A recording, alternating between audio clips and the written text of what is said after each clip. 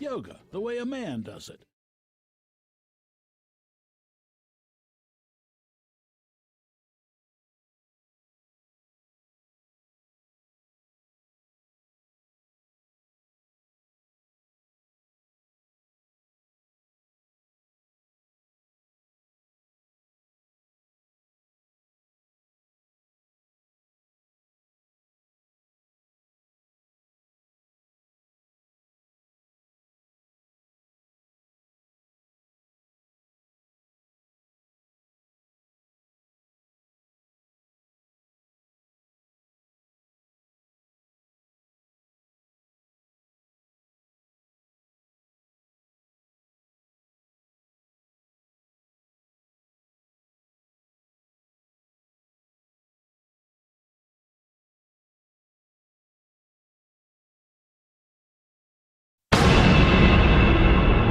Tonight, the Riverton Wolverines and Cody Bronx battle for a spot in the 3A championship game. Blake goes under center, double tight end set, 2 in the backfield, 22 personnel. Give it to Saltzgaver. Saltzgaver's got the first down. He's inside of the 5, diving for the goal line. There's the signal. He's in.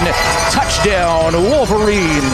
Playoff football starts in 1 hour. Super proud of our guys and the effort that they put together, and it's been a great season. We got a great opportunity to go to a state championship next week, and try and get a little redemption against a very good football team who's very well coached. So our guys need to come out and have some fun and play with nothing to lose this week. To get you ready for the game, here's Jerrad Anderson. And a very good Friday evening to you. Welcome to the semifinals, a home semifinal game tonight with Riverton hosting the Cody Bronx. Jerrad Anderson, Jason Peterson with you high atop Wolverine Field, where we're set for one more home game, hopefully the second to last game of this season, but you never know when it comes to the playoffs. Glad you're with us. This is the Porter's Tailgate Show, an extended look at tonight's interesting 3A semifinal matchup. It's made possible, as always, by our good friends at Porter's Supply Company, proud Wolverine supporters. They are your home for stoves, for spas, for pellets, for much, much more. They've got some of the best customer service, frankly, I've ever experienced in Fremont County. Great team that's always willing to help. They give back to the community in a number of ways. That includes being proud Wolverine athletic supporters and sponsoring our tailgate show here on County 10. So thanks to Porter's Supply Company for allowing us to give you a long look at Riverton and Cody this evening. Coming up in just less than an hour now. Well, I'm sure Wolverine fans remember, but these two teams met way back on September 5th. For Riverton, it was their second game of the regular season. Their 0-week game against Powell counted. The Cody Bronx, though, their first game of the regular season, their 0-week game was a scramble with a couple of teams, including Lander, so that didn't count, but Cody opened up their season with a win right here at Riverton, 55-38. A lot of big plays given up by both sides in that game. Ton of offense from both sides. I think these two teams are a little bit more settled in, respectively, defensively as the season's progressed. I certainly know Riverton has been, and we'll get the Cody perspective here in a little bit with the voice of the Cody Bronx, R.J. Stewart, set to join us, tell us a little bit more about tonight's opponent here shortly. Last time a 3A champion was not named Star Valley or Cody, you got to go all the way back to 2013, 12 years ago, and that was the Powell Panthers. Matt McFadden has been the head coach at Cody High School for 13 seasons now. He's in his 13th year. He's won championships in 2014, 2017, 2020, and 2021. Cody has been the runner-up the last 3 years, each time, of course, to the Star Valley Braves. So as you talk about 3A football, no matter what team you're rooting for, what corner of the state you're in, it always begins with the two giants, Star Valley and Cody. And Riverton looking for a big upset tonight to try to punch a ticket to the state championship game. Unfortunately, these 9-1 Wolverines tonight are going to have a different look. It's been sort of the scuttlebutt all over town since the quarterfinal game. But there's some injuries to tell you about, and that starts with Riverton's all-time leading rusher. Hunter Saltzgaver broke a collarbone, it sounds like, in the game against Green River last week.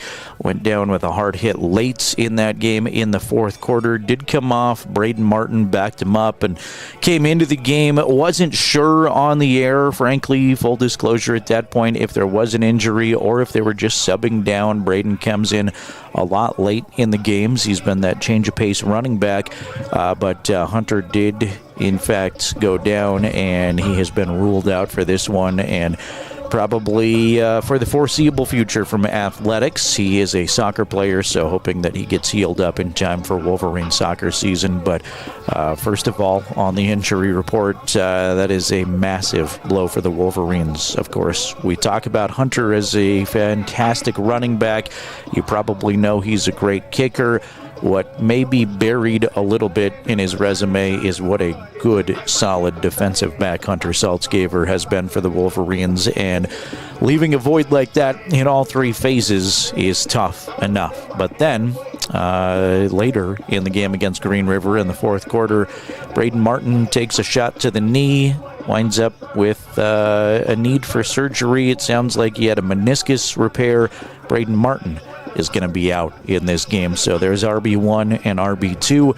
And as you know, you've got the cast club with the Riverton wide receivers. 2 broken hands this season. Caden Arnold and Clay Sheets will both be active tonight. Caden's got that club on a hand, and Clay Sheets has more of a brace on 3 of his fingers that are taped together, so he's got a little bit more dexterity, but still not a lot when you're trying to catch a football.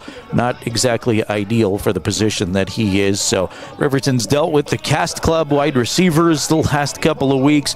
2 running backs are out tonight, and we got word early this morning that there is a high likelihood that quarterback Blake Gattenbein may be out addressing a knee injury, it sounds like, tonight. I will work on getting more information on that throughout the Porter's Tailgate Show. Don't want to report anything officially, as I don't have that currently in front of me yet, but we'll check in with the head coach here in a little bit, and obviously by kickoff should know for sure what the quarterback situation is. So that just compounding a stressful week, I'm sure, for the Riverton coaching staff, one where they were left scrambling to try to figure out some personnel issues.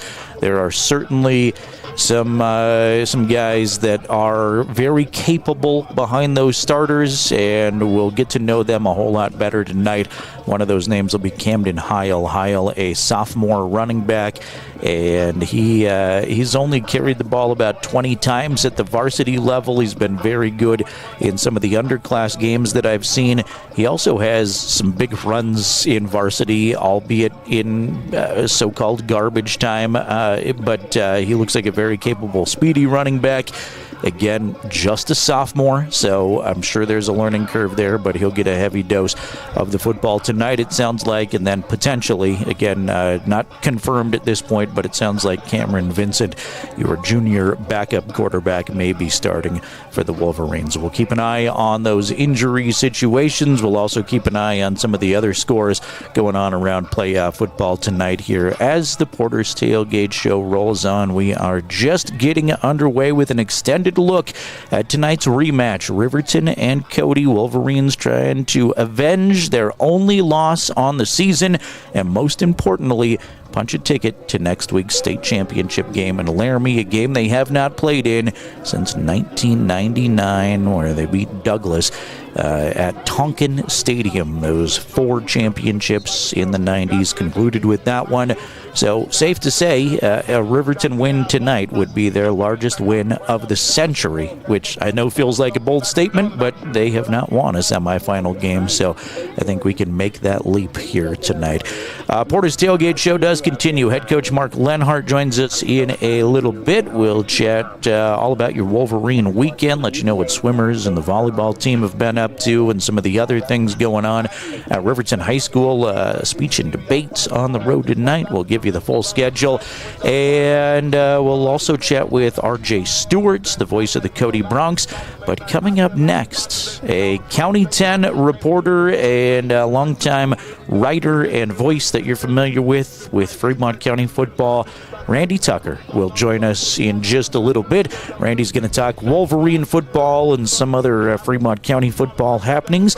That conversation is on the way next. You can watch tonight's Wolverine game thanks to Sage West Healthcare. They are providing the live stream tonight. Sage West Healthcare, committed to personalized care and healing our communities. So we thank them for making our video coverage possible tonight via the County 10 YouTube channel. Radio coverage, of course, on 105.1 Jack FM. And please, by all means, if you're in the area tonight, get on up here, bring a jacket, bring a blanket, bundle up. It'll be chilly, but come cheer on these Wolverines. This is your last chance at home, win or lose, to come cheer them on in person, and they deserve your support. Your home for Riverton football is 105.1 Jack FM and streaming video on County 10's YouTube channel. Our number one priority is protecting our players. That's why we're writing new rules for the sport and developing innovative educational tools that protect our athletes. This is player protection. This is high school football. One project at a time. We bring your vision to life. Visit GoddardConstruction.com to see what we can create for you. Goddard Construction, building Fremont County, one project at a time. Discover personalized banking at Central Bank and Trust. We offer personal and business banking tailored to your needs. Enjoy the convenience of our online banking platform, whether managing accounts, applying for mortgages, or going paperless. With branches across Fremont County, we provide drive-through and lobby services. Experience simpler applications for mortgages and loans, all from your computer or mobile device. Connect with us at centralbanktrust.com. At Fremont Motor Companies, Wyoming isn't just where we operate, it's where we belong. For over 85 years, we've stood alongside our community through life's big moments, from turning the key to turning the page in every journey that follows. Here, customers become neighbors, and neighbors become family. Visit us today at Fremont Chevrolet GMC Riverton or online at FremontChevyGMCRiverton.com. We are Wyoming. Together, let's drive. We are Maven. We focus on the fundamentals, clean, simple designs with the very best modern materials and technologies. We refuse to compromise our mountain town roots to follow the well-worn path to $1. We choose instead to make game-changing gear and use it in the places and pursuits that inspire us every day. We are Maven, a company focused on the design and creation of innovative products for and by the modern outdoorsman. Proud supporters of the Riverton High School Marching Band. We are County10.com. Welcome me back to Wolverine Field. The Porter's Tailgate Show continues on as we look ahead to Riverton and Cody tonight. Wolverines 9-1. Cody Bronx 8-1. Semifinal game at Wolverine Field. You got to go back over 2 decades to find a semifinal that Riverton has been able to host. Wolverines made the semis last year after knocking off Powell in a thrilling overtime contest last season, but would have to go to Star Valley in those semifinals and fell short there. To talk more about the Wolverine season and all things Fremont County football, we bring on County10.com sports writer, longtime Fremont County sports journalist Randy Tucker is with us. Randy, first of all, how's everything in your world this week? It's been a great week. I enjoy the fall weather. It's because it's not winter yet. Yeah, I love the fall. I just don't like what's next in Wyoming. Right. So it's coming, though. All right, Riverton and Cody, it's going to be an interesting one here tonight. Attrition starting to play a role for everybody in football this time of year, but particularly these Wolverines. This is the one blemish on the Wolverines' schedule so far this season. That one loss came to this Cody team. They gave up 55 points. How do you think Game 2 unfolds between these two? Well, heads up and healthy, I think it could have been a game that went to overtime. I mean, Riverton has dramatically improved since that Cody game. I mean, they're having a fabulous year. They're 9-1 on the season. That's an outstanding season. And that first time I watched Cody, somebody referred to them as the NASCAR offense, and that is a good description because they just rumble at you. And at one point, I'm on the sideline taking notes and shooting photographs, and I thought, I've got to time this. So I took my phone out, put it on stopwatch, and timed the Bronx. They got off 4 offensive plays in 58 seconds. I mean, it's just a machine, and it does a lot of things. You can't sub. You've got to go with what you've got out there. I mean, you could do the old days when in the NFL when they'd fake an injury to stop the clock. You could do that, but you can only do that a few times before you get an unsportsmanlike. But there's things you could do. Cody's a good football team. I guess they're a little dinged up too, though. So. Yeah, it should be interesting. Just Riverton as a whole this season, though, 9-1. There were so many years before the Len Hart era I can look back on, and there were some spots of success, but I would say there's more valleys than peaks over the last 20 or so years. Oh, yeah.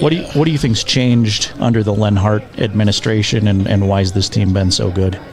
His expectations. I mean, the day I met Mark, Riverton. He was here in the summer, and I was up at the field, and I introduced each other, and I could tell he was an old school coach because he's got just enough West Coast offense to keep the defense honest, but he likes to run between the tackles. He has high expectations. He's very energetic, at times very emotional. He gets very emphatic into the kids' faces when they need it. He's supportive when they need it. He's an excellent coach, and I just think his whole persona and his past. I mean, he was successful in Torrington. They were in the similar situation of Riverton. He was successful in Rock Springs. He's just a good football coach, and he gets things done. I'm not asking you for a ranking because I hate when people do this, but should Hunter Saltzgaver be in consideration of one of the greatest Wolverine football players of all time based on all he's accomplished? Well, just on his statistics, yes. And his ability, I mean, I've been around for a long time, Jerrad. And I never played against Riverton. I was a Wind River kid, but I watched all of my buddies in Riverton in the mid-'70s when they had fabulous football teams. And Dirk Bush was a football player. I mean, he was frighteningly fast, state champion in the 100, 23-foot long jumper, 210 pounds, and just a gorilla that would run over you. He was a great running back. Hunter's a vastly different back than Dirk. I mean, first of all, he's about 80 pounds lighter, and he's got he doesn't have that 100-meter burst like Sean Brogdon had. He was a great running back, the late Sean Brogdon for Riverton in the early 2000s. But Hunter's a unique back. I mean, he's got the limp leg, the spin. He can change direction on a dime. He's just, and people always say, well, he's never going to be a college football player. I say, so what? He is a fabulous high school football player. And he's going to be a fabulous college soccer player. Because, different sports, but his size and his quickness lend itself a little bit better to soccer than they do football. And in football, what can you argue with? He's the all-time leading rusher for the Wolverines. Yeah, exactly. Good seasons came to a conclusion elsewhere in Fremont County. Du Bois and Shoshone saw their years come to an end. Any big storylines in smaller class football around Fremont County that you followed that caught your attention? Well, it came down. Shoshone ran into a buzzsaw. I mean, Pine Bluffs has a program right now. Well, they've won, 5 of the... I think Shoshone's the only team to break up their state championship run, and then 2 years ago, Big Piney played Wind River in the state title game. And otherwise, it's been Pine Bluffs. And they opened over there, and then, holy cow, did they run into a buzzsaw last Friday. The Wranglers did. And the Wranglers got there in a classic struggle after beating Wind River 28-22 in a game that could have gone the other way. He was down to 5 seconds, and if they'd gotten into the end zone because they were on the 6-inch line, then the Cougars may have, it wasn't definite because they had to get the extra point or go into overtime, but maybe the Cougars go get mauled by the Hornets. That was rough. And Du Bois, I just admire those guys. I mean, they're one of the smallest schools in the state, period, and they're in the 6-man hunt. And they played Burlington, who's one of the largest 6-man programs in terms of enrollment. And, I didn't go up there because I was down here for volleyball and for the Riverton game, but I watched it on NFS, and it was 22-8, and Rams were playing tough, and their game to get into the playoffs was the week before when they upset Casper Christian and put 71 points on the board. Yeah. It's pretty amazing. I mean, their little option that Coach Dan O'Brien put in worked really well. Yeah. And the Rams had a good season. They've been in the playoffs every year.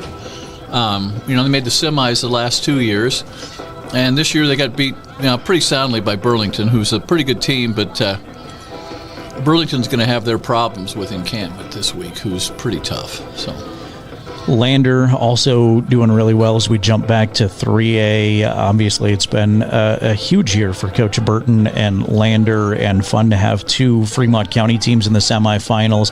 Your thoughts on the Tiger season? Well, the Tigers, they took a blow. My buddy Eric Baker and his dad and I have been friends for a long time. Son and grandson Braden, when he got his knee torn up on that cheap shot in Torrington, I thought the Tigers were sunk. But Cody West stepped in and proceeded to set the all-time season rushing record in 5 games for the Tigers. He's run real well, and I'll throw a shout-out to the hurdlers because I've always been a hurdle fan, hurdle coach, love the hurdles. Cody's a good hurdler, and that agility and toughness comes across. And their quarterback, Pax Hollingshead. Pax had started the season a little slow, but man, he is putting them on a dime right now, and he can throw to Finn McFadden, who's one of the fastest kids in 3A. And if you get Finn in space, he's a weapon. But the story of the Tigers, I mean, we talk about the 2 backs and the quarterback. Story of the Tigers are the big boys up front. Mm-hmm. They get the job done. Lander's line is extremely physical. Those kids, they'll hurt you if they get a chance. Those are big, strong farm boys mostly. And that Riverton Lander game was a classic. I think even Mark Lenhart would agree if that game had gone 3 more minutes, Lander wins it because Riverton's line is undersized, but they are motivated and they hit and they drive and you get everything out of these guys. But, except for Caden Liebricht, who's a true offensive lineman-sized guy, great big kid, the rest of those guys are all like 190 to 210. They'd be great linemen in 1A or 2A. In 3A, they're a little undersized, but that doesn't matter. They just get in there, scramble, lock it up. But against Lander, there's an old saying in football, quick gets tired and big stays big, and Lander stayed big in the fourth quarter, and I think they wore the smaller Riverton line down at that point. And, unfortunately, Star Valley's bigger than Lander. their line doesn't get worn down. They wear people down.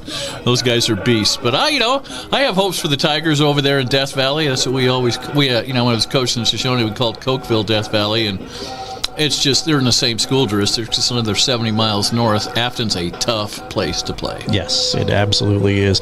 It should be fun, though, going forward with a lot of Fremont County football to keep an eye on, and not to go too far ahead, but next year, Riverton and Lander looks like it should be another fascinating rivalry game, and fascinating to see how they can keep up in the 3A East. Oh, I agree. And, right now at the State Association, there's movements to move Jackson, Cody, and Star Valley up to Class 4A because as of right now, Class 4A, they're the biggest schools, and Sheridan is the. I'm not going to say Sheridan could beat Star Valley outright because I think Star Valley would give them everything they wanted. But yeah. Sheridan with former Riverton great Jeff Mowry is a phenomenal program. But with 9 teams, it's kind of a big yawn when the playoffs come. Now the semifinals might be interesting, but the opening round in 4A is, just a series of, except for the 4-5, the rest of them are like 60-0, 75-8. It's pretty boring, Yep, definitely. All right, Randy, you can read all of his stuff, of course, at county10.com, but appreciate you talking some football and joining us this week. I appreciate it, Jerrad. Go Wolverines. Randy Tucker, again, county10.com, sports writer. Always great stuff there from Randy, and enjoy all of his columns. Sports or not, all of his columns are always fascinating at County 10. Randy is releasing a new book, by the way, with a lot of local history. It's called Rails to Trails Along the Sweetwater Talks about a 124-mile stage stop from Rollins to Fort Washakie. A lot of local connections, local history. It sounds very interesting. There will be a podcast up soon on the County 10 podcast with Randy telling us more about that project, and encourage you to check out that book if you want a good read with some local history. All right, this is the Porter's Tailgate Show. We count down to kickoff, semifinal action. A spot in the state championship game is on the line. Still to come, head coach Mark Lenhart going to join us. We will run down your scoreboard, your Wolverine weekend, and we will hear from RJ Stewart, who is the radio voice of the Cody Bronx, coming up here in a couple of moments. He'll let us know the scoop on the opponents a little bit better and how they've changed since that September 5th meeting when they were last in Riverton.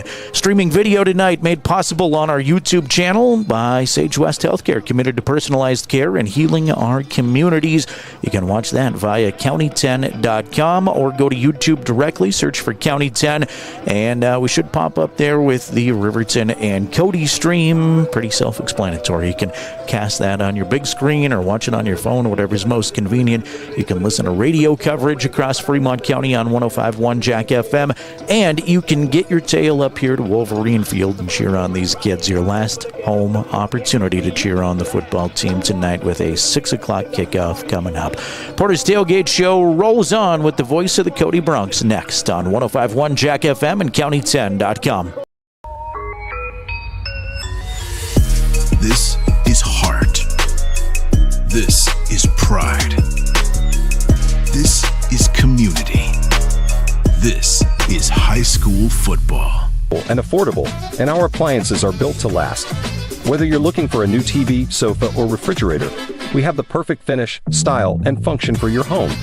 Visit us at 420 Main Street in Lander, or check out our website, landergambles.com. Today, Elevate Rehab proudly sponsors our local student athletes and their families in Fremont County. We are honored to play a key role in our Tiger athletes' success both on and off the field, and always partner one-on-one from your first visit to your last to coach you to victory. From sports injuries, aches and pains, to recovery from surgery or concussion, trust Elevate's specialized crew to dive into your goals, sprint with you to the finish line, and help elevate you to the top of the podium. Check us out at our Lander Main Street location or visit our webpage online. Go Tigers!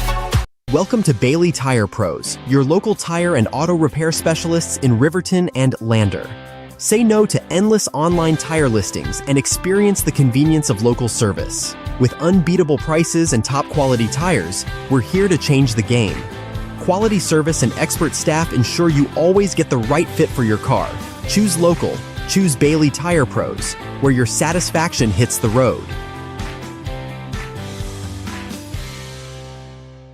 Welcome to Haskell Furniture and Flooring in Riverton.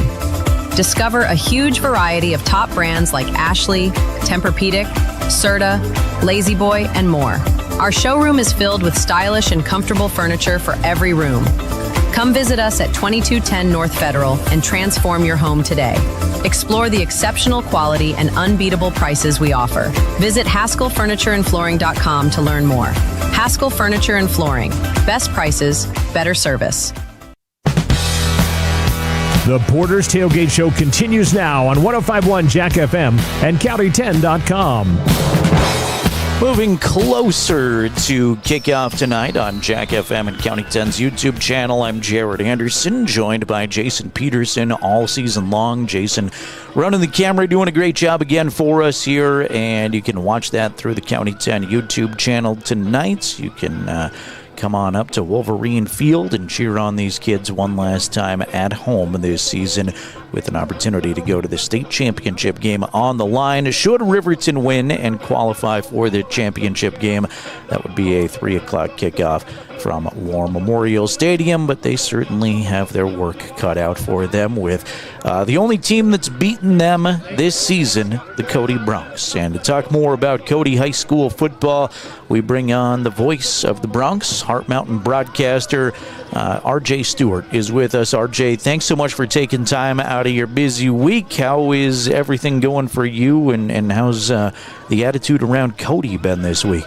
You know, first off, thank you, Jerrad. I appreciate you reaching out and doing this. And, you know, I'll tell you what, here in Park County and Cody, I was as we were just talking about before we got on there, it's very thankful to have a winning program and makes our job a little easier. And with Coach McFadden and his staff, I couldn't ask for a better welcoming as my first season calling the play-by-play for the Bronx. Yeah, I'm sure. I know you're new to it, but you've been around this program here for a few weeks, and you've gotten a sense, I'm sure, through the years that this Cody football team has been outstanding.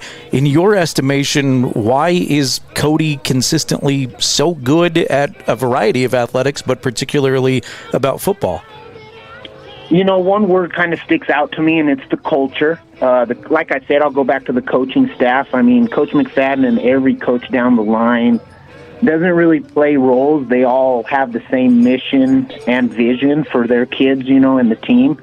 But the culture here in Cody is unbelievable. I've been able to get around practice, talk to the kids, interview a few kids. I get to interview Coach McFadden on a weekly basis, you know, and it's just the respect they have for their coaching. You know, as we know, the youth, they're pretty awesome. Them kids respect Coach McFadden. They look forward to playing for him, and they give it all out every week for him. No matter if it's Monday night at practice or if it's Friday night at the game, they're all out all the time for them coaches.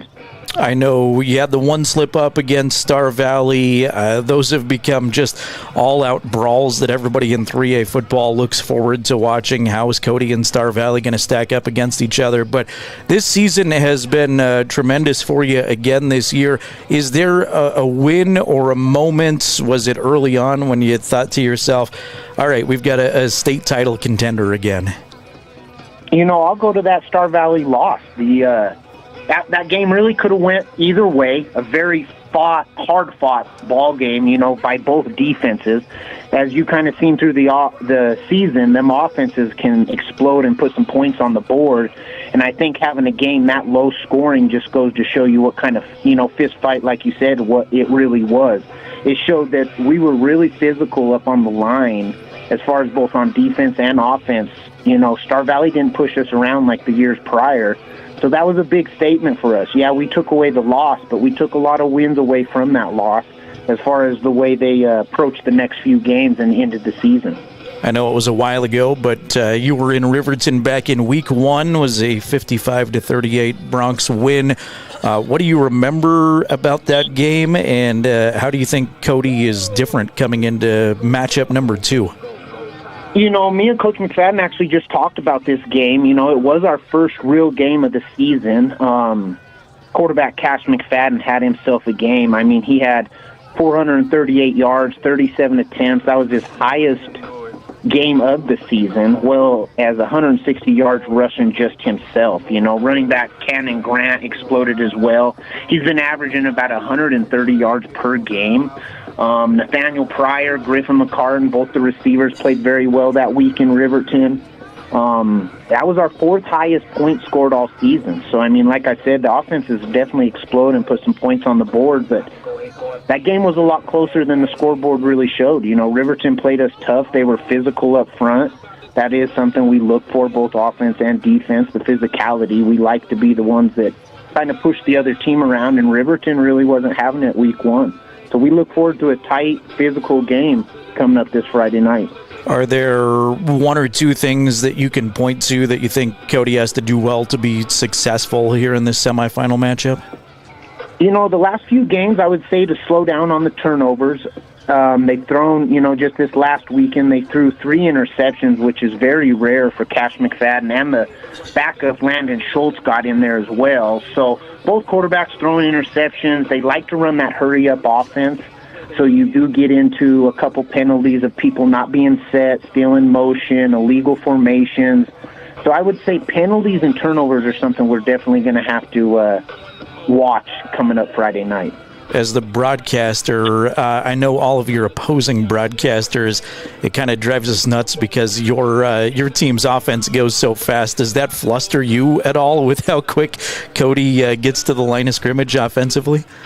You know, I'll be honest, the first couple of games it was hard because I was trying to take stats at the same time, and by the time you look down and write down whatever is a pass or a rush, and you're looking up and they're snapping the ball and already moving, and you're trying to paint the picture as we do as a broadcaster for the listeners. So it's like it was a lot at first, but I finally kind of have caught my stride. But yeah, the Cody Bronx, they move fast, and they don't like huddling or slowing down for anybody or anything, that's for sure. Definitely. This team is obviously loaded with talent. You're stacked in basically all positions. I'm curious, have you had a guy or two that stands out that's been fun to watch? Maybe not even some of the stars that we know well. Have you interviewed a kid that you really like to get to know, or who's been fun to cover on this team? I'll say the Cody Bronx football team is a great group of kids. I mean, from top to bottom, they're just respectful kids. They listen and they play hard. But the one person I'd probably give a shout-out to is a true freshman, Jacob Talich. Does all the kicking for him, kicks the field goals, does the kickoffs. That kid is very impressive to be a true freshman out there making an impact on varsity football for the Bronx.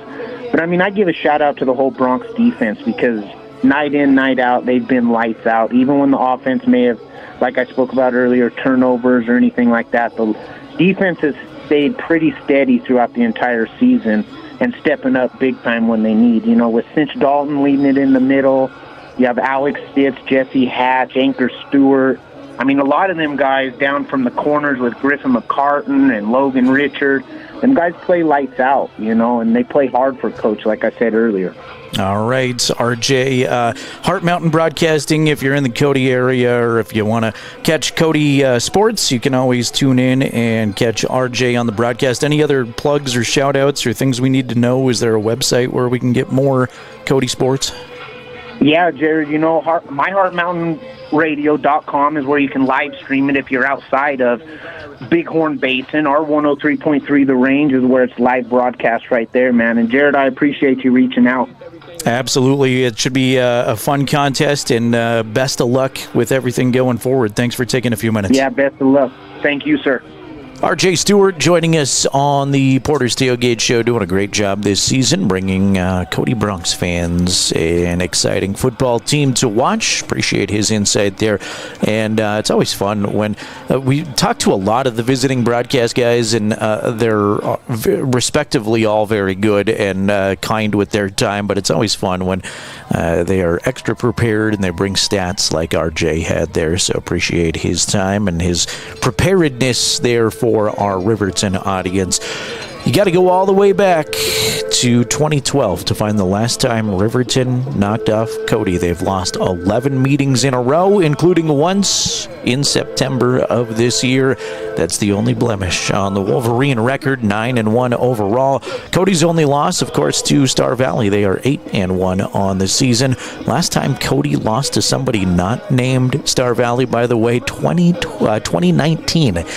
6 years of beating everybody except Star Valley. Pretty darn crazy. We'll see if that can change tonight in the face of some adversity this week with injuries and some outages for this Riverton team, which we'll dive into a little bit more here as the Porter's Tailgate Show continues on. We're also going to get into your Wolverine weekend, let you know about all the other things going on at Riverton High School. Talk to Mark Lenhart in his third year as head coach with this program. And coming up next,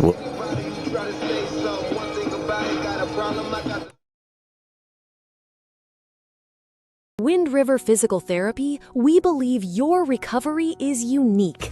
Our highly trained therapists create personalized treatment plans working one-on-one to help you heal. Whether you're recovering from surgery, managing back pain, or need balance training, we're committed to your journey back to an active lifestyle. Experience the difference of individualized care at windrivertherapy.com. How do you know when you've made the right decision?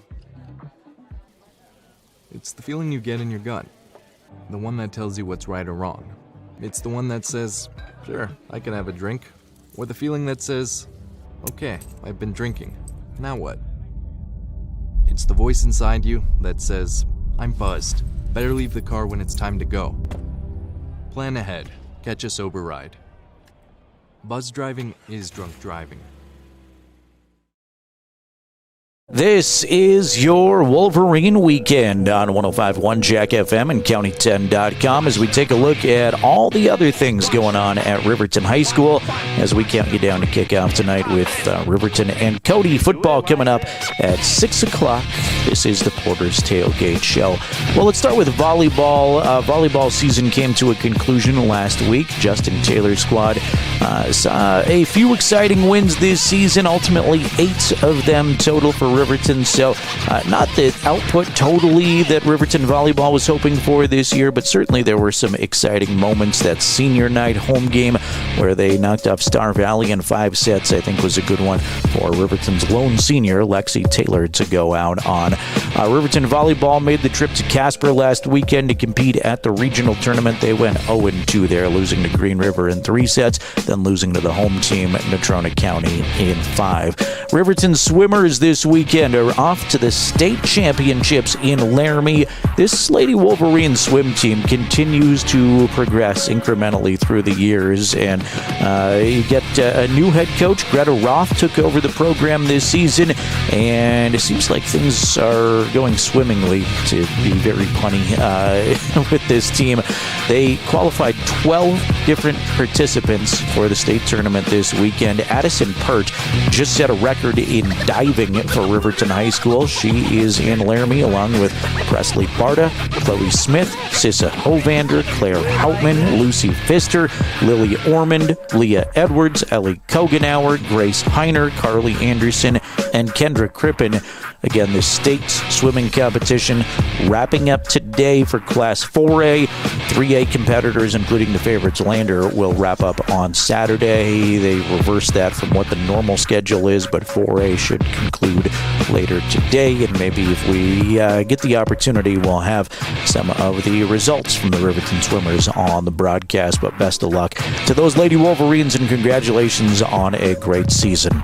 Moving on to some of the activities at RHS, Marching Band had their all-state auditions at Central Wyoming College today.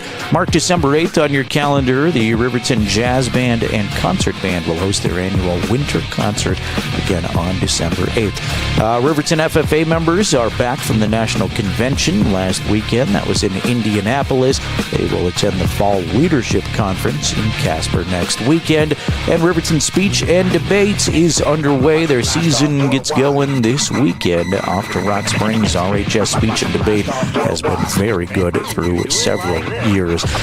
Winter sports are right around the corner, so let's give an early plug for some winter sports here at Riverton High School. RHS Wrestling begins practice on November 24th. They will open at the Powell Invitational December 12th and 13th. Boys swimming gets practice going December 1st. They open with a duel at Lander on December 12th. And girls and boys basketball, first practice is November 24th. They open this year at the Oil City Classic December 11th, 12th, and 13th. The Stranigan Invitational is no more for Riverton High School basketball fans, which means RHS basketball will not have a home game until January 24th. But they will attend that Oil City Classic, which is booming and becoming a huge event thanks in large part to the newly designed YO Sports Ranch facility out there near the event center. So that will be one of the host places along with the event center itself for that first tournament of the year for RHS basketball. We, of course, will be your home for the Wolverines and Lady Wolverines this season, coming up in about 5 weeks or so from our basketball coverage. All right, that's been a look at your Wolverine weekend. More to come on the Porter's Tailgate Show as we get you ready for kickoff. It's the Cody Bronx visiting the Riverton Wolverines with a chance to go to the state championship on the line. Coverage right here on 105.1 Jack FM and streaming video on County 10's YouTube channel.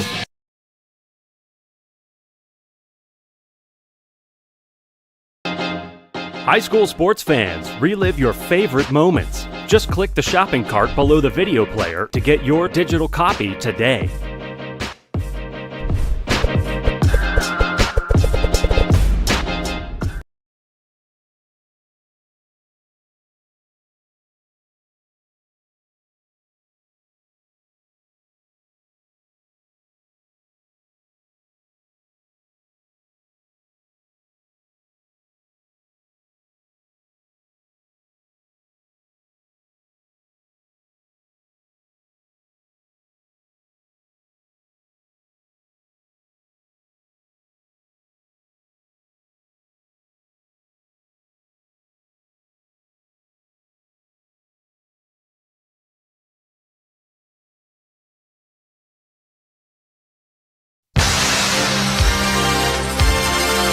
It was 1999, the last time Riverton played in a state championship game. Shows the ball, throws again, looking in the end zone is DeVries. Touchdown, Riverton! Tonight, they're one win away from going again. Blake just going to run with it right behind his center, Nick Hendricks, and he is in. Touchdown, Wolverines. Double clutches over the middle of the field. Finds Peyton Larson, who hauls it in double coverage. Touchdown, Wolverines. Hintz backing way up, setting up a screen pass. It's picked off. Cam Vincent's got it. Pick 6. But in order to accomplish that, they'll need their biggest win of this century. Cody has played in the last 5 championship games. They've beaten Riverton in 11 consecutive meetings, and they will be large favorites again tonight. I'm super proud of our guys and the effort that they've put together, and it's been a great season, and hopefully we can find a way to, we got a great opportunity to go to a state championship next week, and, we'll try and get a little redemption against a very good football team who's very well coached. So our guys need to come out and have some fun and play with nothing to lose this week. Will the Bronx keep rolling, or will the Wolverines shock the state in front of their home fans? The semifinals begin now. Here's the voice of the Wolverines, Jerrad Anderson. And a very good semifinal Friday night to you. It does begin exactly now. A couple of minutes early, Camden Heil has it on the tee for the Wolverines. The sophomore who comes on to replace Hunter Saltzgaver not only as running back 1, is also going to be the kicker this evening. Logan Richard handles the kickoff for the Cody Bronx. A flag comes flying in. Wolverine's going to swarm the junior returner under where he's tackled at about the 13-yard line. We'll check the laundry. Usually flags in that vicinity against the return team. Cameron Vincent's clapping his hands out there. Good kick coverage by Riverton High, but we'll double check the flag. It is a hold on the return team. So Bronx going to start even deeper in their own territory. And I'll tell you what, it's chilly. It's darker than it has been due to that time change, so it feels even chillier than usual. But this crowd is ready to go here at Riverton High School. We've got still plenty of space for you if you're in the area, want to make your way up here. It is not sold out, not standing room only by any means, but they are loud and ready. We'll tell you about those Wolverine injuries. That is one of the big storylines that's been discussed throughout the community all week long.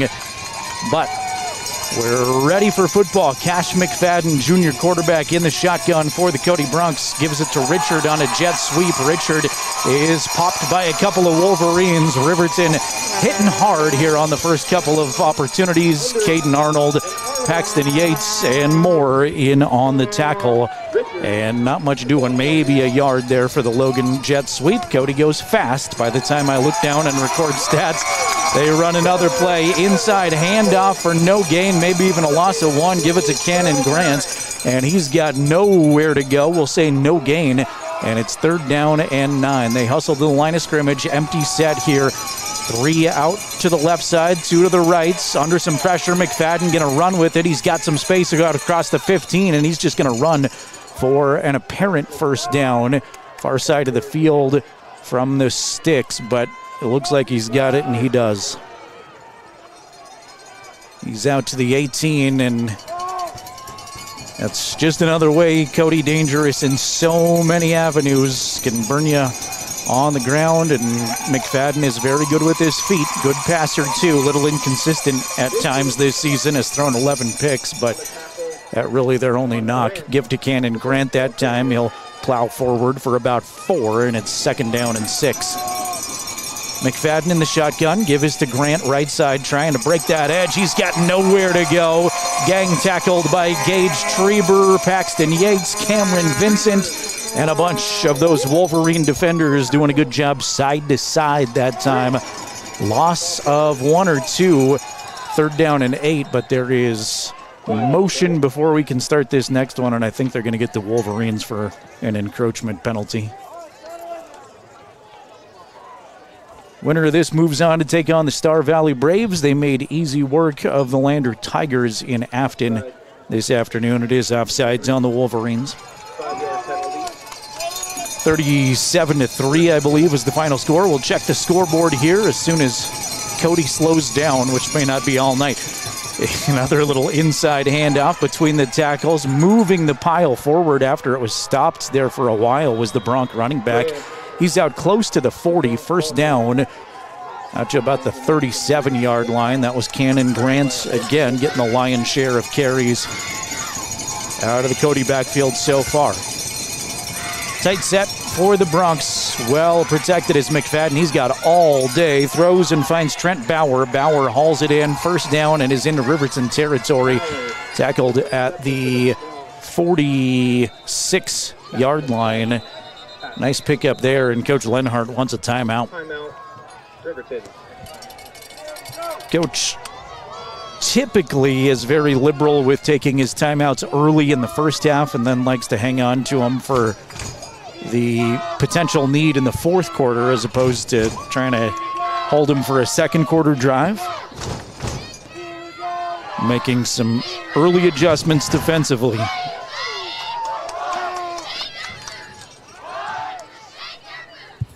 Got a great YouTube audience joining us again. Want to say hello to Toby. Toby's watching in Centennial, Colorado.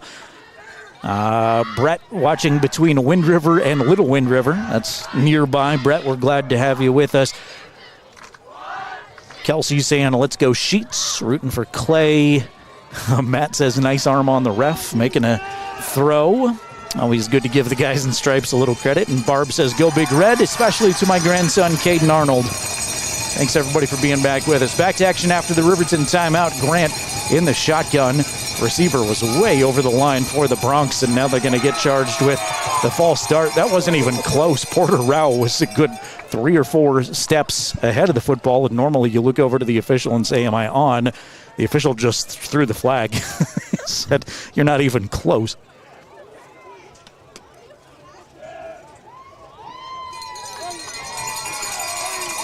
So it'll be 1st and 15. Porter Rao, a guy I didn't mention in the Porter's Tailgate show that I wanted to get to. He's been hurt for the last few weeks for Cody. This is his first game back.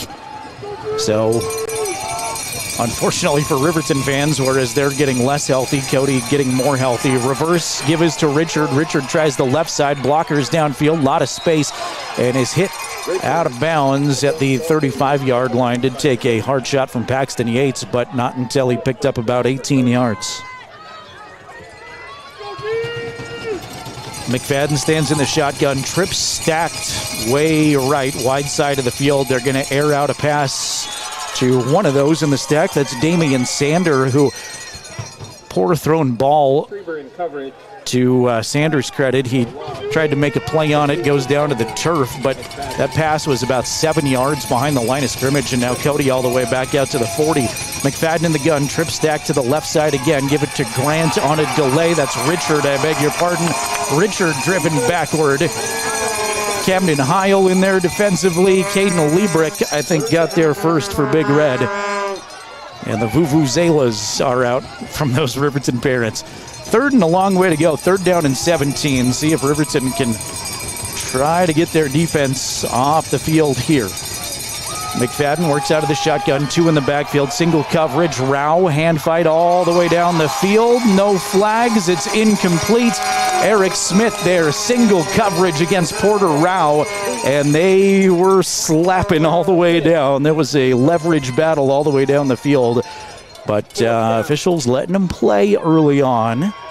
And it is now 4th and 17. Ball at the Wolverine 41. Cody's going to go for it here. 4th and 17. Not a ton to gain on a punt potentially. McFadden works out of the shotgun. Now everybody comes set and looks back to head coach Matt McFadden in his 13th season on the sideline to get the play. Grant came in motion. Now they're going to send him back. Riverton fans making a whole lot of noise. Cody, frankly, looks a little bit confused here as to their alignment. Taking a whole lot of time. McFadden now back in the shotgun. I don't know where the play clock is, but it's got to be getting close. Now they're just going to run it down. Back judge throws a flag. They may have been trying to get Riverton to jump, and now they're going to shift personnel out there. So that was all designed, I think, by Coach McFadden. What looked like they were struggling to get things in. Not Not the case. That was all intentional. They're going to take the delay of game, and they will send their punter, Caleb Ball, out. Ball standing at his own 40 after the penalty. And Peyton Larson on to return here for the Wolverines, standing at his own 13. Ball gets a low wobbler, hits at the 15. Larson's going to back out of the way. That's going to take a Cody roll inside of the 5, still rolling. And it's finally downed all the way down around the 2 or 3 yard line. So Riverton's going to start deep in the shadow of their own goal. Didn't look great coming off of the foot from Caleb Ball, but took a nice bounce and just kept rolling and rolling and rolling like a Limp Bizkit song. You didn't think I was going to work Limp Bizkit into the broadcast, did you, Jason? Neither did I. Jason Peterson, our great camera operator, thrilled to have him along with us all season long. All right, here come the new look Wolverines offensively. Junior quarterback to start the game, Cameron Vincent. Camden Heil, sophomore running back, due to the injuries from Blake Gattenbein and Hunter Saltzgaver.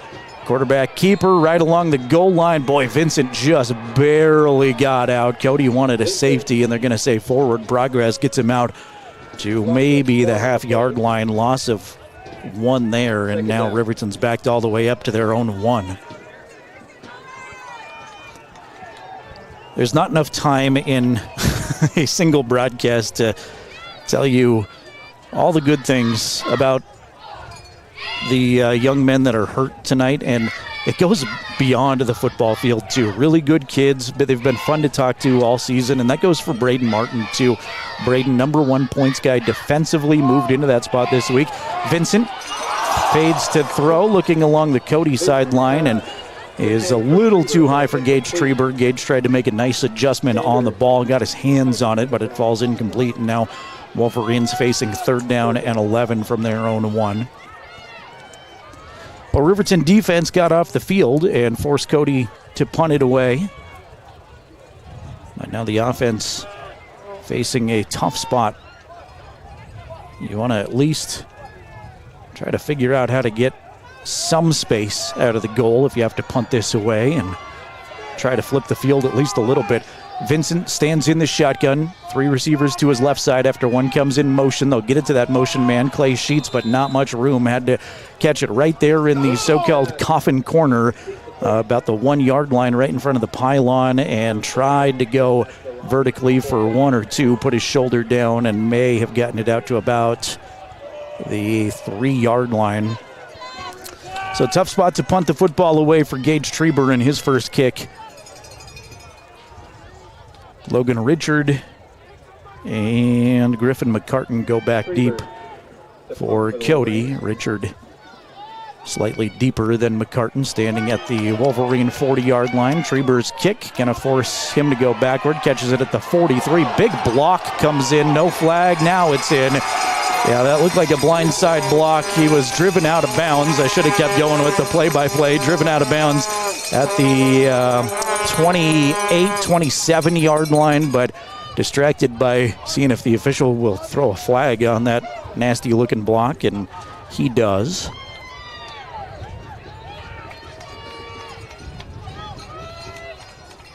Block in the back is the signal, so that'll help out Riverton's defense. Cody's still going to start in really good position. They'll start in Wolverine territory. See where they put this. They're standing around the 45-yard line. 7:44 to go first quarter, by the way. No score on the Fremont Chevrolet scoreboard.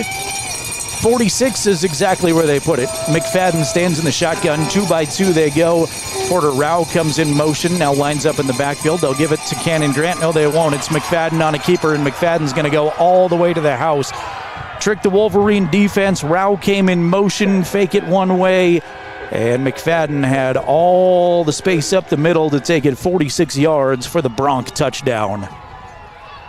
Saw a lot of big plays from this Cody offense when these two teams met in September, and no secret that Riverton wanted to try to avoid giving some of those up.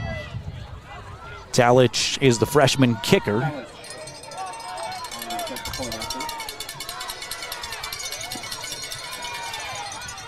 And his kick is low, may have been partially blocked, but it's still going to get over the upright. A low wobbler will squeak through. And with 7:36 to go first quarter, it's Cody 7, Riverton nothing. Well, that Riverton defense bending a little bit on the first drive, forcing a punt. Rolled all the way to the Riverton 2-yard line. Gage Treber actually got off a decent punt from way at the end of his end zone. Cody set up in a really good field position, even with the block in the back penalty, and one play on drive number 2, a 46-yard Cash McFadden run to the house.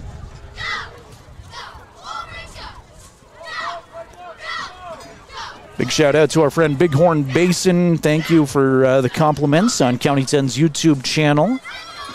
How about this? Matthew watching in Valdosta, Georgia. Valdosta. That is, for some reason, a tongue twister. But glad to have you along there in Georgia. And Dan checking in saying a Lander Tiger rooting for Riverton. Go Big Red. It is funny how Riverton and Lander fans seem like we hate each other and there's so much rivalry. And then once the rivalry game's done, we're like, all right, now we're rooting for you. We want Fremont County teams to do well.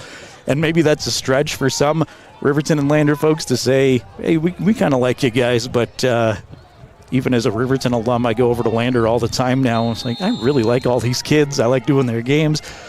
And fun, great year for Jim Burton.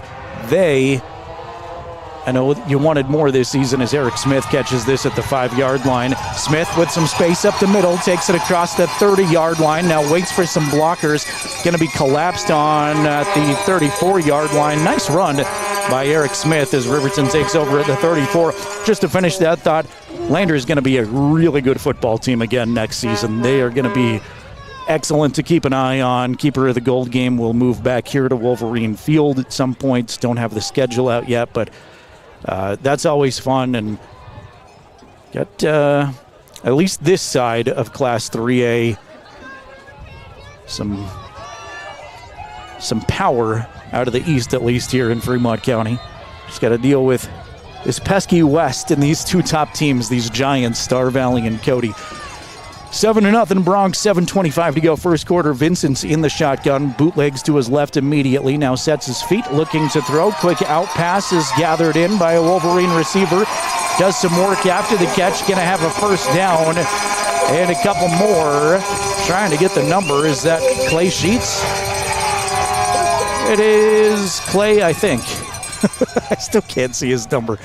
That's Peyton Larson, I beg your pardon. Good grief, that was longer than normal, and I usually am terrible at that, so it says a lot. Peyton Larson with the reception and the ball out to the 46-yard line. First down of the game for the Wolverines. Nice to see Cam connect on a couple early passes. Was 2 of 5 at the varsity level coming in to this.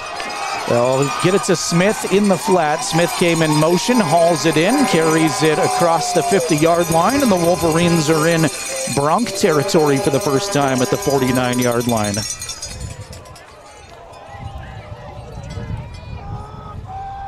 Coach Lenhart has told me a handful of times through the season, both on mic and off mic, obviously he loves the ability of Blake Gattenbein, but he says next year is going to be really fun with Cameron Vincent at quarterback. Cam has been really fun defensively. Riverton setting up a screen pass. Vincent gets decked, but gets it away. It's complete to Larson. Larson is very near the line to gain. Picks up 5. Good to see Cameron hop back up too after he took a big shot. He's going to be just shy of a first down. It's going to bring up 3rd and inches. Here near the 44-yard line. Ball between the 45 and the 44. Riverton's basically got to get it to the 44 to get this first down. Camden Heil, the halfback behind Vincent. Vincent's just going to sneak it himself under Nick Hendricks, the Wolverine junior center, and they're going to create plenty of space. First down, Wolverines.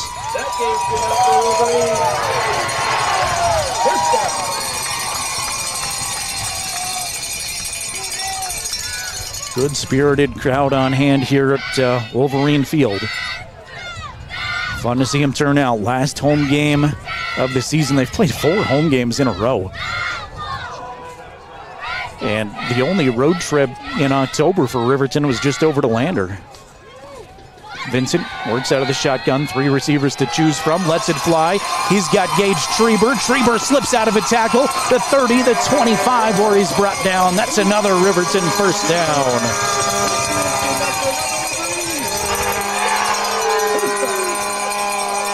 There is some momentum so far this drive, and Cameron Vincent, first varsity start, looks really composed out there right now. 5:09 remaining first quarter. Bronx on top of the Fremont Chevy scoreboard, 7-0. Cash McFadden had a 46-yard run.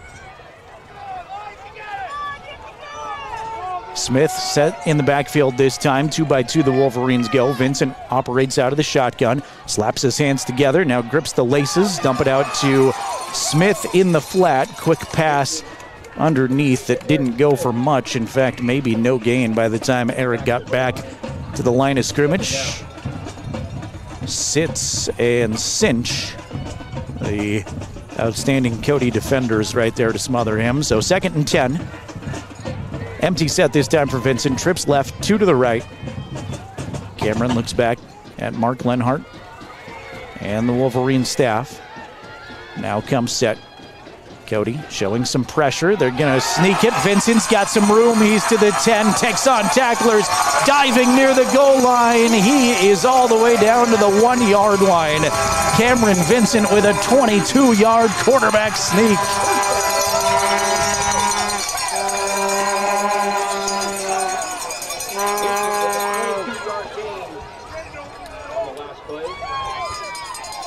Riverton knocking on the door now as they've got a 1st and goal from the 1, trying to answer that first Bronx touchdown.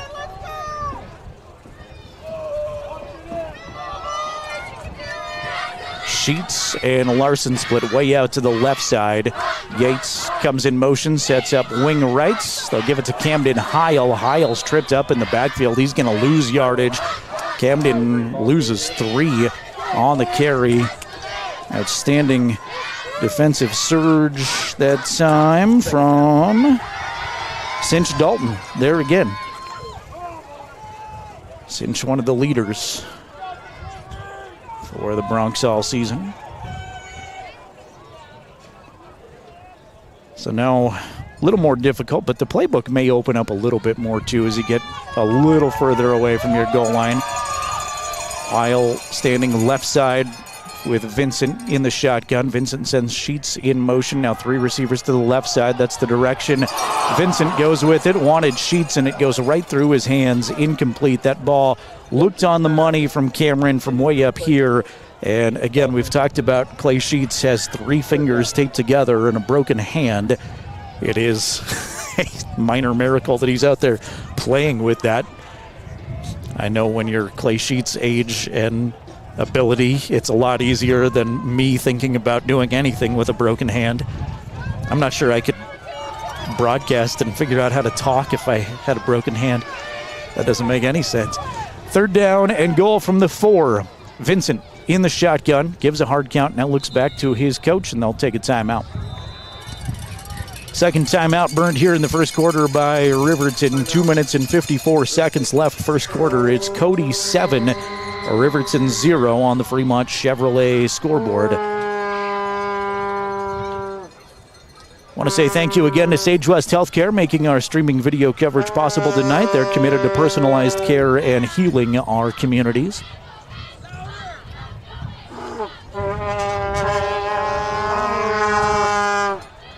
Got a Vuvuzela war in front of us.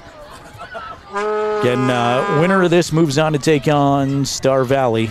Braves looking for their 4th consecutive 3A championship.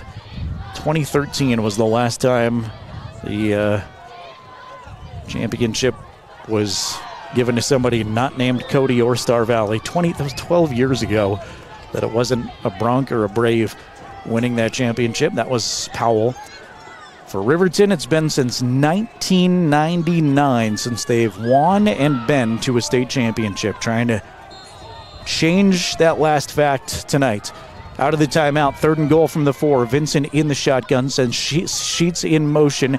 Vincent now backtracking, goes across the field to Yates. Yates trying to turn it upfield, and he's going to be cut under, lose a couple of yards there. So Riverton had it 1st and goal on the 1, and 2 plays send them backward. And now they're all the way back to near the 7-yard line. Keep in mind that outstanding kicker, Hunter Saltzgaver, on the sideline with a broken collarbone. Riverton quarterback Blake Gattenbein with an apparent knee injury is on crutches. They are in street clothes down there. It's just heartbreaking to see, and it's heartbreaking to see Riverton's number 1 defensive point getter now, Braden Martin, out there.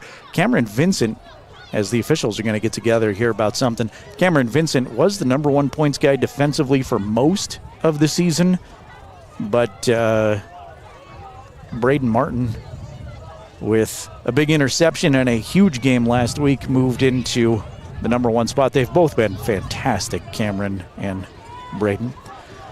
Looks like Riverton's going to go for it. 4th and goal from the 7. .234 remaining first quarter. I don't know what the stoppage is, but the officials still all huddled together.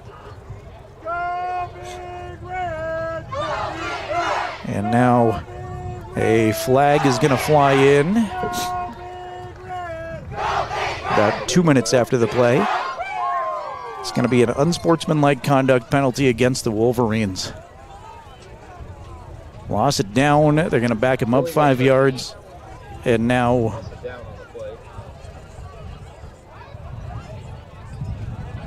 I beg your pardon, that is not unsportsmanlike conduct. That's an illegal touching penalty. Illegal touching, so not quite as bad as I thought it was going to be, but 4th and goal from the 12.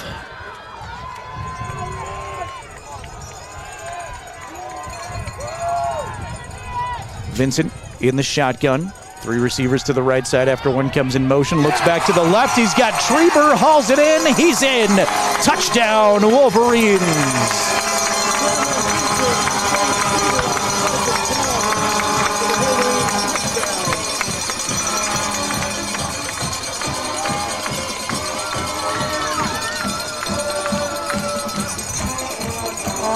Sophomore Camden Heil on for the PAT. His 3rd extra point of the season at the varsity level. Came on in garbage time against Rollins and kicked a couple. Hit them both against Rollins. Treber with the hold. Heil with the kick. It is good, and with 2:20 remaining first quarter, we're all knotted up on the Fremont Chevy scoreboard. Riverton 7, Cody 7. Take a quick timeout to hear from the NFHS Network. Back after this on Jack FM and County10.com. Enthusiastic sports fan? Want to have fun and get in on the action? Heck yes, that'd be awesome. Have great attention to detail. Want to stay active? Definitely. Want to give back to the student athletes in your community? Obviously, yes. Then you'd make an excellent high school sports official. We need more officials across the country, because with no high school officials, there are no high school sports. Sign up today at highschoolofficials.com. Well, a good drive by the Wolverines, ultimately starting at their own 34. March it down the field, several first downs.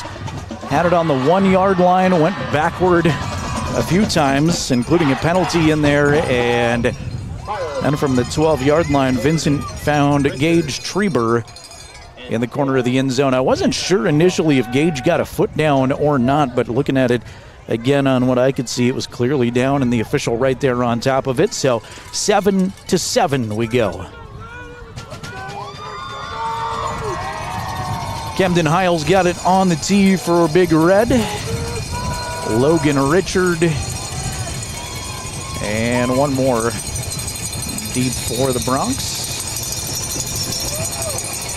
Heil will put the toe to it. Short kick that's going to take an interesting bounce. It finally bounces into the end zone, then hung there for a second. Damian Sander was that returner I couldn't see initially, and he just kind of looked like, is that going to go in? And it did finally go in. Kind of like when you're watching a ball roll up the third baseline, and it's going to go foul. Is it going to go foul? And it finally did bounce in for him. Got Riverton cheerleader alumni checking in. Is that Nick? Nick, your YouTube name there. Thanks for being here. Nathan Mills said, little scary there, but got a touchdown. Nathan, former Wolverine football player, now I believe in Arizona, checking in on the YouTube chat again. 1st and 10 from their own 20 for the Bronx. McFadden stands in the shotgun. 2 receivers to his right, 1 to his left. McFadden's going to run with it, trying to find some blocks in front. He'll power forward for 3, but is corralled by Heil and Vincent. Sophomore and a junior that we've talked a lot about tonight, there to combine on the stop. 2nd and 7. Cody to the line of scrimmage in about a blink. McFadden throws, finds Richard. Logan Richard is there at the 35. That's good enough for a first down. Pickup of near 13 yards. McFadden stands in the shotgun. Cannon Grant will get the carry. Grant on a counter is corralled to the ground by Dane Cox after he picks up 2. Riverton doing a pretty good job on run defense so far. They did give up that big 46-yard quarterback keeper on some misdirection, but aside from that, not bad.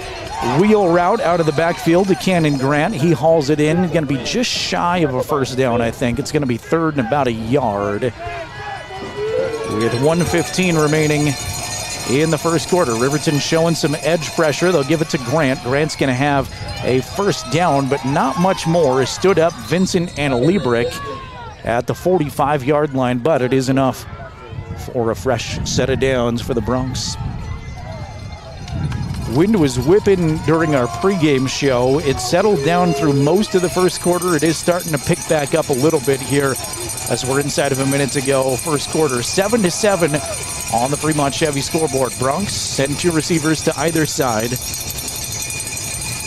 Porter Rao comes in motion. They fake the jet sweep. McFadden going to carry it up the middle. He is ridden down from behind after he picks up 9 yards. That's the same kind of thing that he took at 46 yards on last time, and it is so tough to try to get a sense in that Riverton secondary what they're going to do and then adjust to it on the fly, because all of these skill position guys feel like they are speedy for the Bronx. McFadden in the shotgun, pitch it this time to his running back. Right side, got a couple of blocks, slips out of a tackle. That's Carson Smith, who has enough for a first down into the Wolverine 41-yard line on the carry. And with 8 seconds remaining in the quarter, do the Bronx want to snap it one more time? They certainly can. We'll see if they do. 1 second. Wow. They took like 4 seconds before they could snap it, and they're not going to get that one away. So we've reached the end of the first quarter. Fremont Chevy scoreboard shows Riverton 7, Cody 7. Back in a minute on 105.1 Jack FM and County10.com.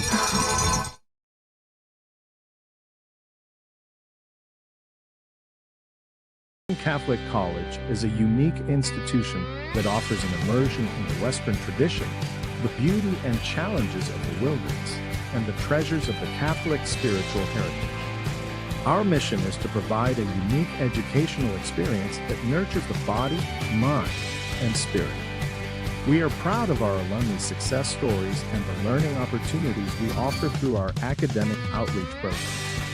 Come and explore our campus in Lander, Wyoming. Men have a way of doing things.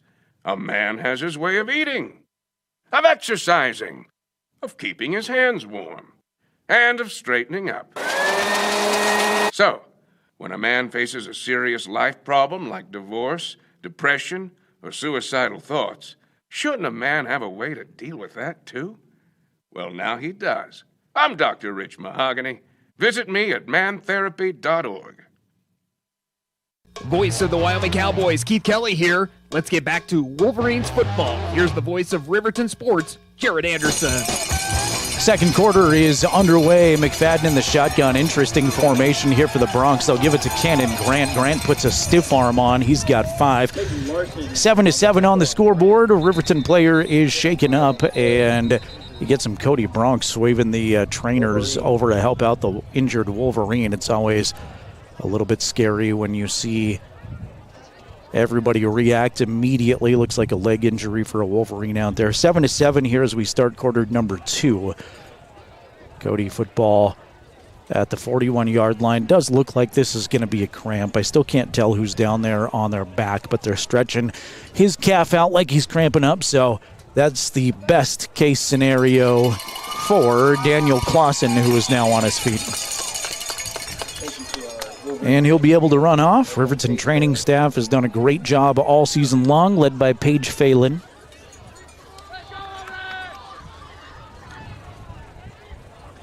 Get back to those YouTube comments here shortly. Get a couple of questions coming in, and I love interacting with you. It's extra hard when Cody has the football, though.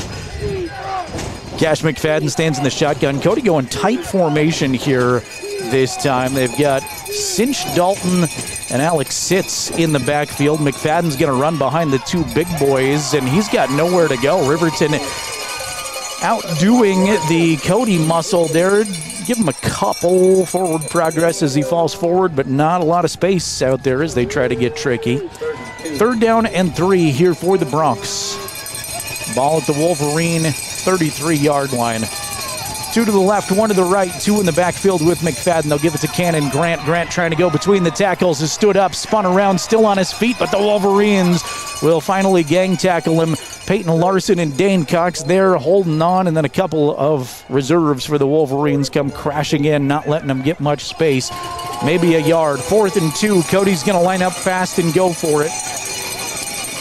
Give this to Cannon Grant. Grant met in the backfield. He's pushing the pile forward. Will he get there? He is so close. Riverton initially thought he wasn't going to get there. Now Cody thinks he got there. Cannon doing a great job with that lower leg strength after he got hit initially. Just kept churning forward. And he did not get there.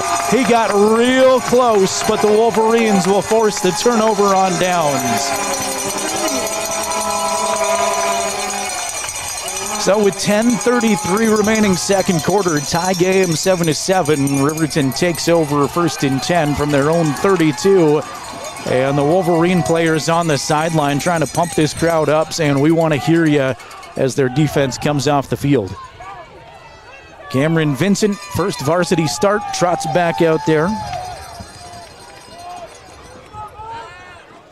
Trips left, 2 to the right, empty set here for Vincent. Hash mark right side. 4 down lineman for the Bronx. Eric Smith comes in motion. They'll find him in the flat. No, they won't. He dropped the pass. It was tough. It was a little bit behind him. And certainly the game plan offensively here in the first half has included a heavy dose of Eric Smith and trying to get him free in space. He is dangerous. I'm told he's the 2nd fastest guy on the team. Eric himself said Clay might be a shade faster than him. But he is elusive.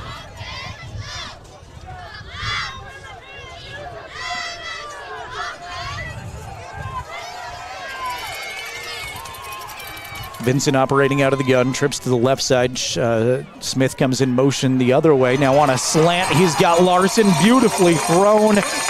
Larson is there to haul it in, and he's got enough for the Wolverine first down.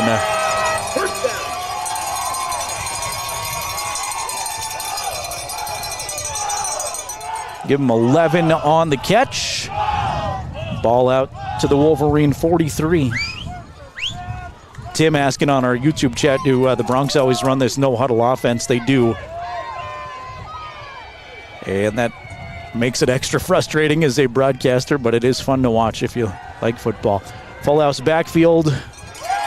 Vincent lets it fly, takes a big hit, finds Paxton Yates along the Wolverines sideline, who hauls it in. Yates struggled to get back to the line of scrimmage and may have lost one. You will indeed. So 2nd down and 11.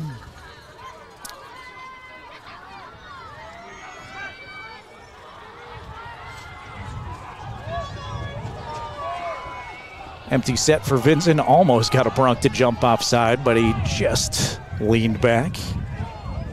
Trips right, 2 to the left.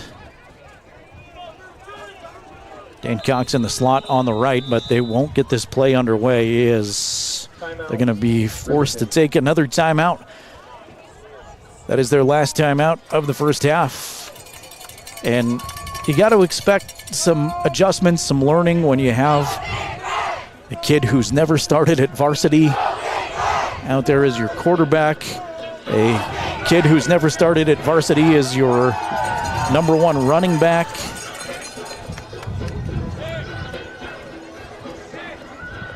Started about 44 degrees with some light wind here in Riverton. We're expecting to drop down to about 37, 38 tonight. Steady breeze, but by Wyoming standards, it's not unbearable. Not yet, Jason says.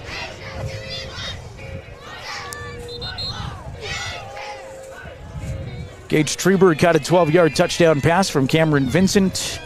Cash McFadden ran it from 46 yards to the house in the first quarter. That was the 2 scoring plays so far, 7-7. Empty set again here from Vincent. Dane Cox goes back in the slot right side.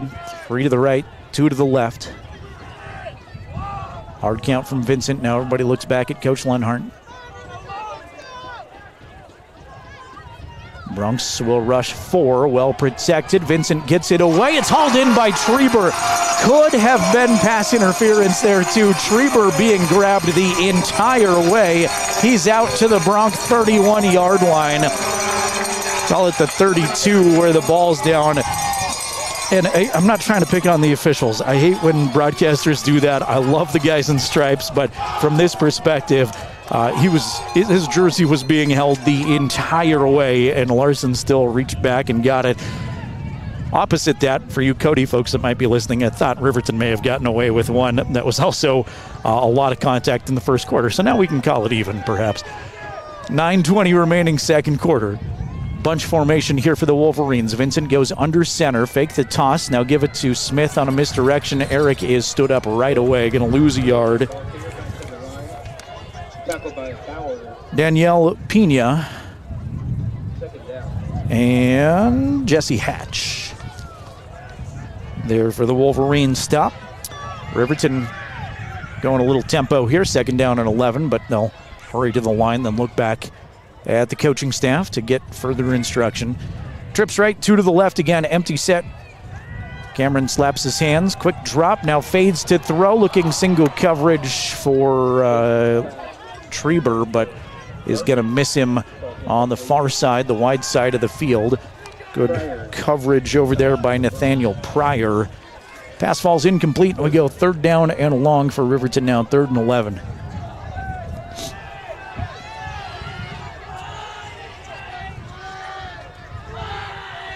Star Valley knocking off Lander 37-3 in Afton. Great season for the Tigers. Only losses to the Braves and to Riverton. Big play here for the Wolverines. 3rd and 11 from the 33. Vincent in the shotgun. As Heil to his right. Now quick pass underneath.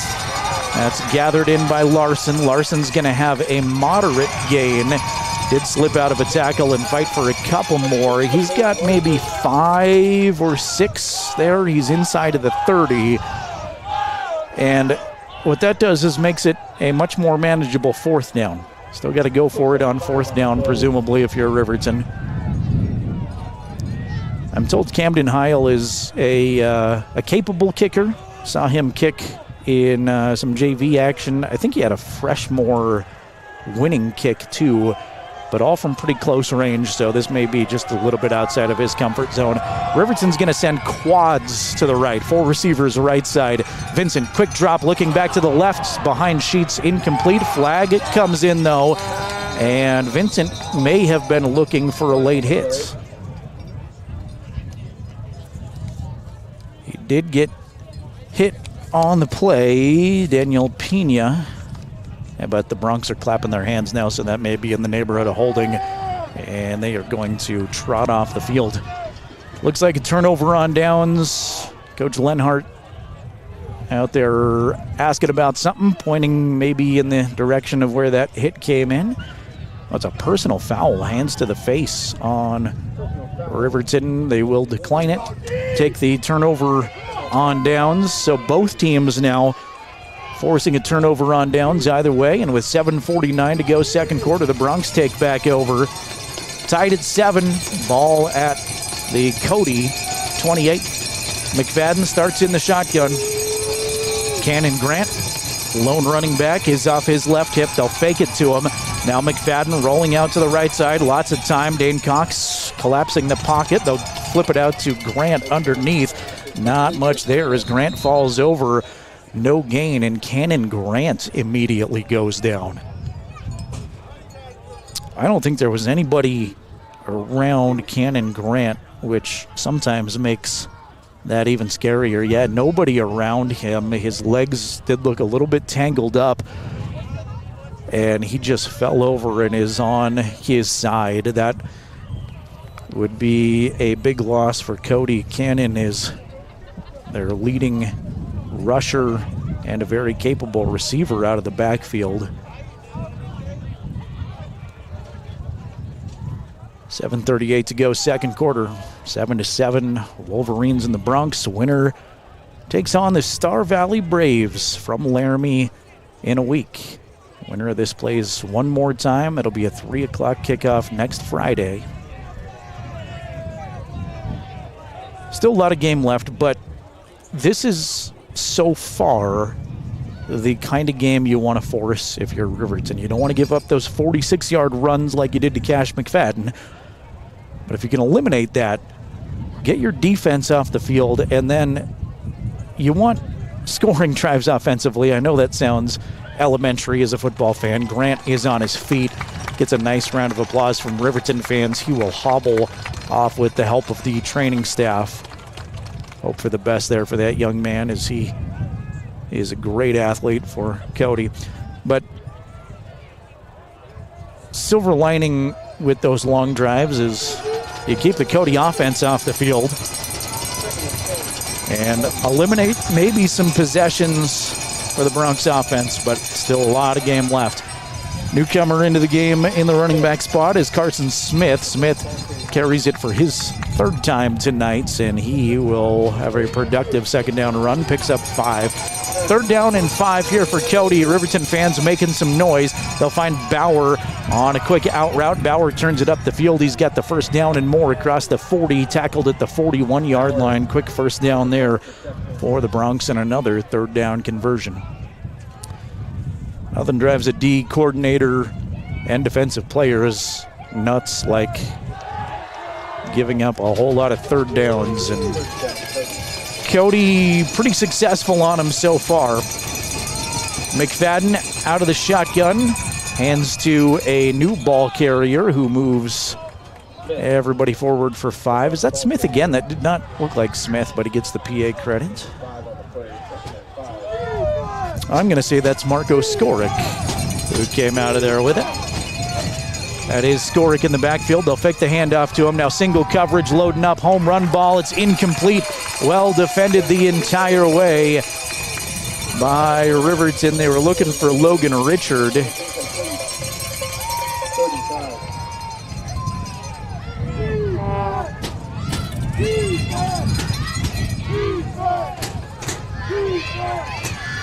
Gage Treber with the coverage on the far side of the field. 3rd and 5. See if the Wolverine defense can get off the field. McFadden under a little bit of pressure. He's got a guy right in his face trying to spin out of it. Will throw it to a receiver who's there to catch it, Marco Skorik, but he's tackled immediately. Cody's going to lose a yard on the play. Great pressure by a couple of Wolverines. They brought a blitz. Was chased out of the pocket by Liebrick. Dane Cox wrapped him up around the arm. Did get the ball away, but Caden Arnold was all over the receiving target, and Riverton's going to force a punt. This Wolverine defense is doing outstanding. They have improved so much through the season. Midway through the second quarter, we're tied at 7s.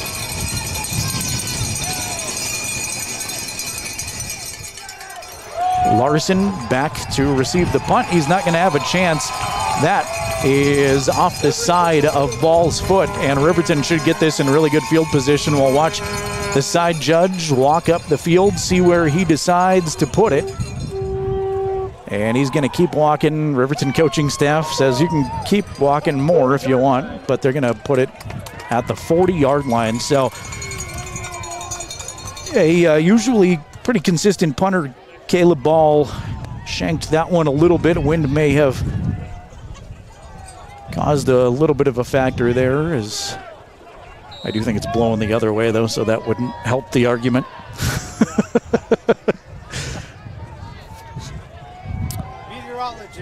Yeah, that's why I'm not a meteorologist. Camden Heil splits out of the backfield, lines up on the left side. Vincent dances around, pocket collapsing, trying to turn it up the field, slips out of a tackle. He's got space, slides across the 50, picks up the first down, casually slides, does not take a hit, and he's into Bronx territory.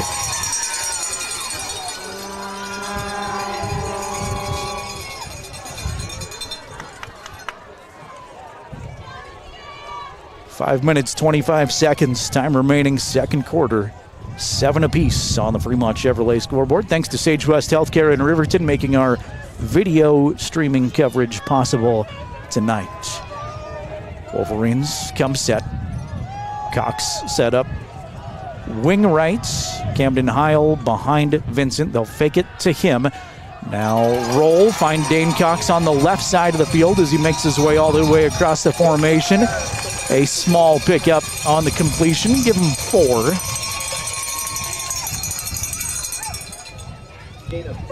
Shortchanged him a yard. Give him 5. It's second down and 5.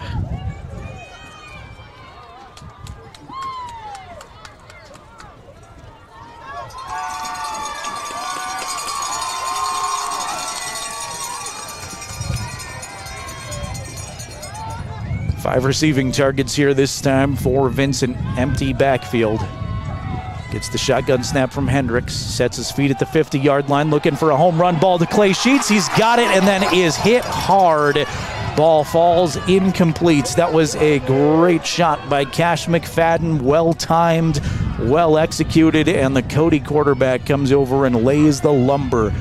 Clay Sheets takes more big hits than anybody I think I've ever seen in football. He looks, let's see how old school our fan base is here. He looks like Ed McCaffrey of the Broncos, where he would just take shot after shot, and then Ed would have to get up and stretch his neck around. Clay doesn't do that part, but he takes so many hard hits. 3rd and 5 here for the Wolverines. Ball at the 43-yard line of Cody. Empty set again for Vincent. Quick drop. He gets it to Sheets, and Sheets cannot haul it in. Clay was wide open that time, was ready to take it upfield, and angry at himself after not coming up with that one. Riverton personnel shift.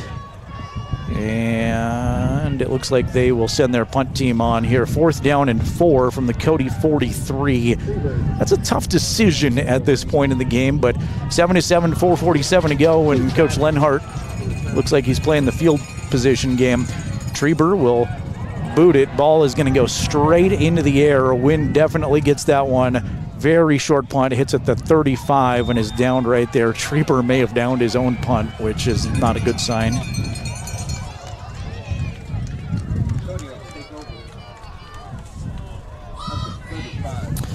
I want to say hi to our friends at SVI Media.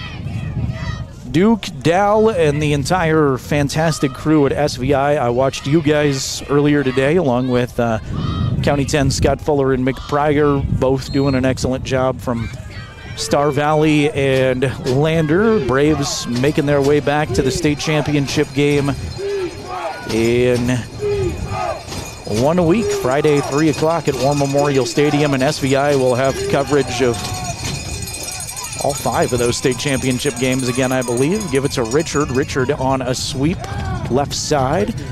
Knocked out of bounds, but first he's going to pick up about 5 yards. Dane Cox gives him a shove out of bounds. Cody running that hurry-up offense. Now from their own 42. Second down and 4. Low snap, fielded nicely by McFadden. They'll get it to Skoric. Skoric moves everybody forward about 5 yards. Needed 4 for the first down, so the chains will move. If you're just tuning in, the leading rusher on the season for Cody, Cannon Grant, went off the field a few moments ago. Loading up, long pass is going to be hauled in. Flag flies in. Ball ultimately knocked loose. They're going to call it a catch and a fumble, which is picked back up by Cody's Porter Rao, and he's going to run all the way down to the 1 yard line. That was as bizarre looking as you can get. I think it's going to be DPI. I think it's pass interference on the Wolverines. Rao hauled it in, lost the ball. They called it a catch. Everybody kind of stood there for a second. Then Rao scrambled to the ball, picked it up, and advanced it some more.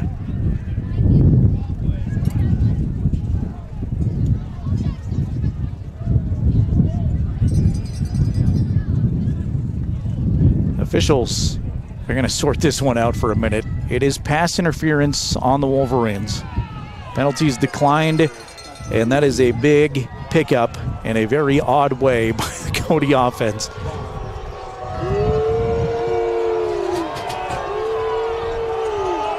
Interesting formation again here for the Bronx. They're going to send all the skill position guys in a straight line back by the quarterback. Now they'll all rush to the line of scrimmage. Give it to Skoric. Skoric is tackled immediately by Caden Arnold. No gain from the 2 yard line, and it's second and goal. Nice play from Caden. Matt says we need a replay assist. Yeah, that would be ideal. Same situation, straight line across the backfield. Now they're going to send 3 of those guys off to the right side of the formation. Flags come in, and the Wolverines clap their hands. That's going to be some motion on the Bronx, and it'll send them backward, presumably. Don't want to get too far ahead of myself. John Dilday checking in, saying defense wins championships, and Riverton's D struggled at times early on this season, would give up some big plays, and obviously they gave up 55 points to Cody in week 1. But exponentially, every game this season, it feels like they've gotten better and better and better. Officials are going to come all the way over to the Wolverine coaching staff and talk to Coach Lenhart. Cody's trying to run a play while 2 of the officials are on the Wolverine sideline.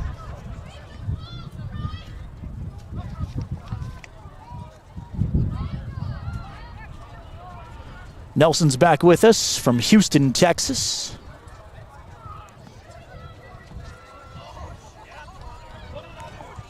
And I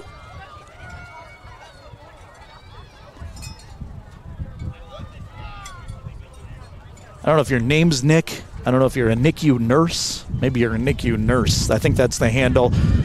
Checking in earlier, saying she was a Riverton cheerleader alumni watching with us. Said John Gabrielson was the voice of the Wolverines back in her day. John is still heavily involved in these broadcasts. He does all the voiceover work. I send him stuff every single week that he does. And this flag is going to be on Riverton. Too many men on the field on the Wolverines. Wow, that took a long time to get sorted out, and Riverton, judging by body language up here, not a fan. Maybe that came before the motion. Obviously, if you snap the huddle with 12 guys, that's your first infraction. Power formation by the Bronx. McFadden's going to try to bounce it to the left side, diving for the goal line. Took a shot from Sheets, but McFadden stretches out and gets the ball over the plane. Touchdown, Bronx, with 3:15 to go, second quarter.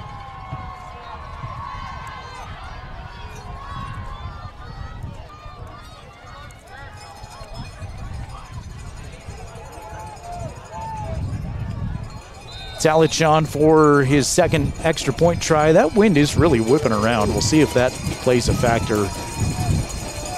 McFadden's hold is down. Low kick is partially blocked. No good. So silver lining there. Looked like Gage Treber had the block. Gage has had an outstanding game so far. That was Gage Treber soaring in from the right side. Looked like he was untouched and dove across just like you're supposed to do in that situation. Didn't come close to the kicker, and it is no good. So we'll see how that may affect things. Games get weird when there's missed extra points sometimes. I know there's still a lot of football left, but sometimes you see those missed PATs and you think, man, if we just had that one. So see if that works in Riverton's favor at all. Big near full moon out at Riverton High School, peeking through the clouds, some breeze blowing out of the north. Look at that. That's why you win the big bucks, Jason Peterson. Submit you for a sports Emmy.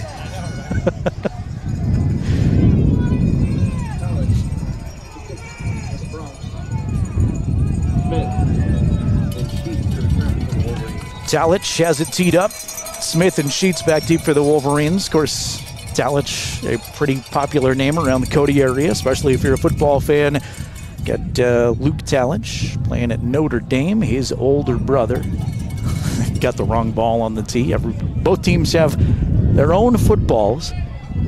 I'm a ball boy alum, Jason. I don't know if you knew that about me, but when I was a little kid, I was a ball boy, so I'm kind of an expert on these things, not to brag. Well, that wind really starting to whip up into the microphones now. Talich will get a short end-over-end kick. It's fielded on a knee by Sheets, and he cannot advance it since he's down on a knee. Boy, tough break there for Clay.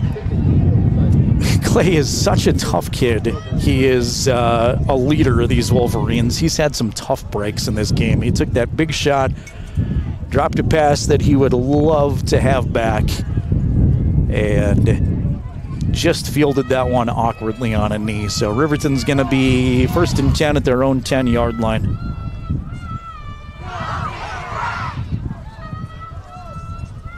Bronx up 13-7 on the Fremont Chevrolet scoreboard.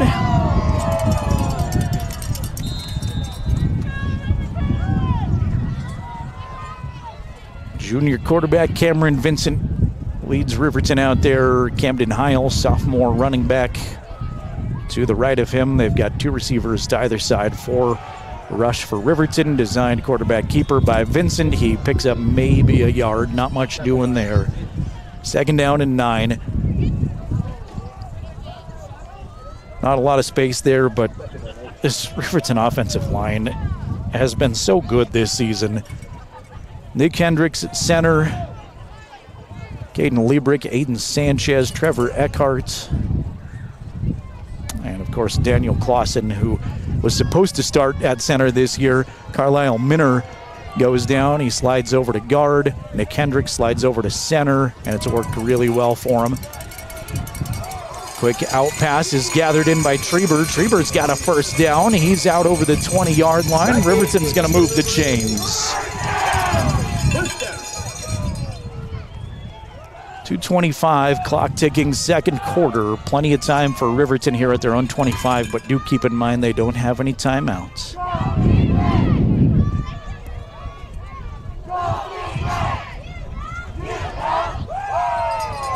Vincent shotgun, empty set, trips right, 2 to the left. Cody showing pressure on the right edge. We'll see if they bring it or not. Riverton hustles to the line, then everybody looks back. All the skill position guys look back. It's going to be a design quarterback keeper for Vincent. Vincent spun around, continuing to fight forward. Wolverine line trying to push him forward. Trevor Eckhart leading that charge. And Vincent is going to have forward progress to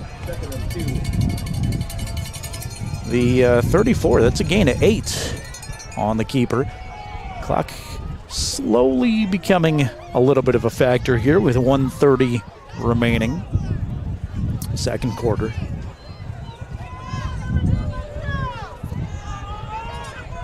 Vincent in the gun. Heil in the backfield with him. 2 receivers split out to either side. Vincent, quick 3-step drop pass. Treber along the sideline again. Hauls it in. 1st down to Wolverines. Out to the Riverton 40-yard line.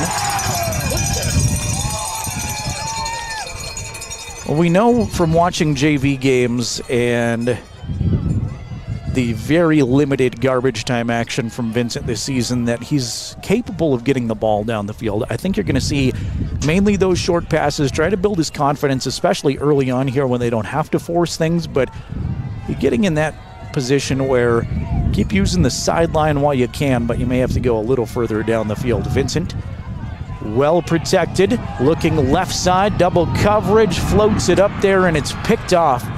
Porter Rao? Nope, that's not Porter Rao. It's a Cody Bronk, I know that. Lane Stevenson. Lane Stevenson is there to intercept it.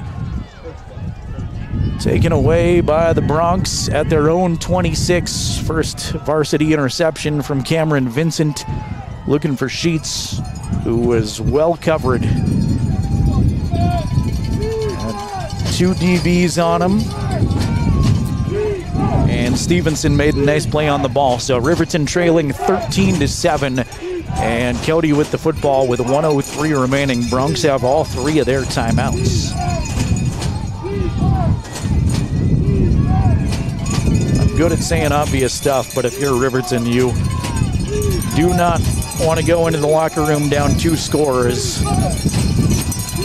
And it would be huge to try to find some momentum like a defensive stop into the locker room. Flags before we can start this one. Looks like it came from the back judge, so that's usually delay a game, and it is.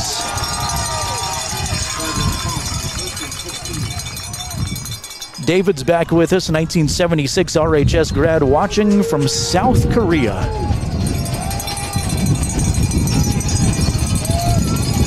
McFadden out of the shotgun, quick drop, finds Richard, who makes up that penalty yardage on a quick pass play, 5 yards, and Cody hustles back to the line of scrimmage. Now 50 seconds remaining in the quarter. Call it 2nd down and 11 after it's spotted. McFadden stands in the gun. Quick throw, Eric tips it, almost had it. Eric Smith got a hand on it. Good job by Eric to follow that ball in there and got excited thinking he was going to be able to pick it off, and it was close. 3rd down. But it falls incomplete. So 3rd and long here for the Bronx. Riverton fans doing a good job making some noise as the wind whips across the Wolverine field. Flags again, and Caden Liebrick gets up clapping his hands. The Bronx are going to be escorted 5 yards backward on a false start penalty.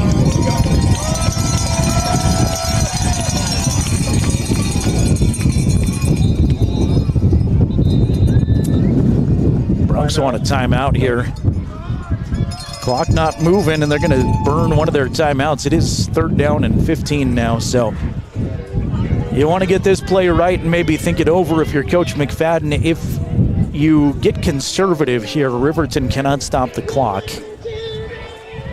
That said, Cody is one of the few teams where you go 3rd and 15, they can pick that up pretty easily.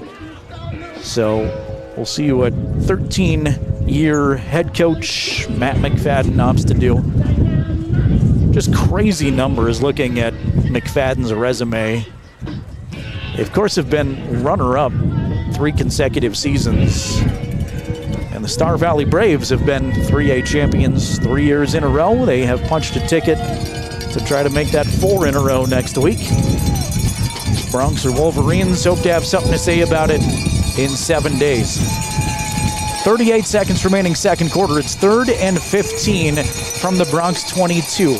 McFadden stands in the shotgun. Skorick comes with him in the backfield. McFadden wants to throw. Now he's going to tuck it and run with it. Spins out of a tackle at the line of scrimmage into the Wolverine second level, but Vincent is going to corral him after a pickup of 7, so he will not get the 1st down, but Riverton cannot stop the clock, so Cody can walk into the locker room up 13-7. Either way, I think that was a good effort by the Wolverines to get some momentum into the locker room. Cody going to line up like they're going for it. I don't think they will. They may be trying to draw Riverton offside. 4 seconds, 3 seconds, and everybody will finally walk off the field. So at the half, we got an interesting one. That Riverton coaching staff doing jumping jacks, giving their guys high fives. They want to keep this energy going. Riverton defense, despite a couple of big plays, has performed pretty nicely against this explosive Cody offense so far. And it's an interesting one at the midway point.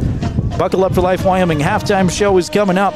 Your score, Cody Bronx 13, Riverton Wolverine 7. Your home for Riverton Sports is 105.1 Jack FM and streaming video coverage on County 10's YouTube channel.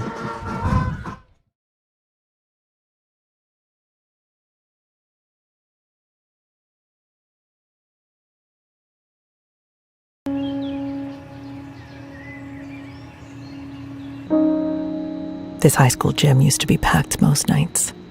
Not anymore. Do you know why? Because bad behavior by fans, especially adults, has caused a shortage of game officials across the country. You see, without officials, we can't have sports.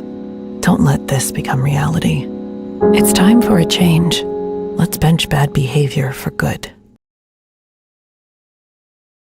Transform your home with that perfect mountain-inspired touch? At Altitude Interiors, we're your neighbors here in Lander, bringing decades of family expertise to every project. From stunning hardwood floors to stylish window coverings and custom cabinetry, we'll help you create the space you've been dreaming of. Experience the altitude difference at altitudeinteriors.net.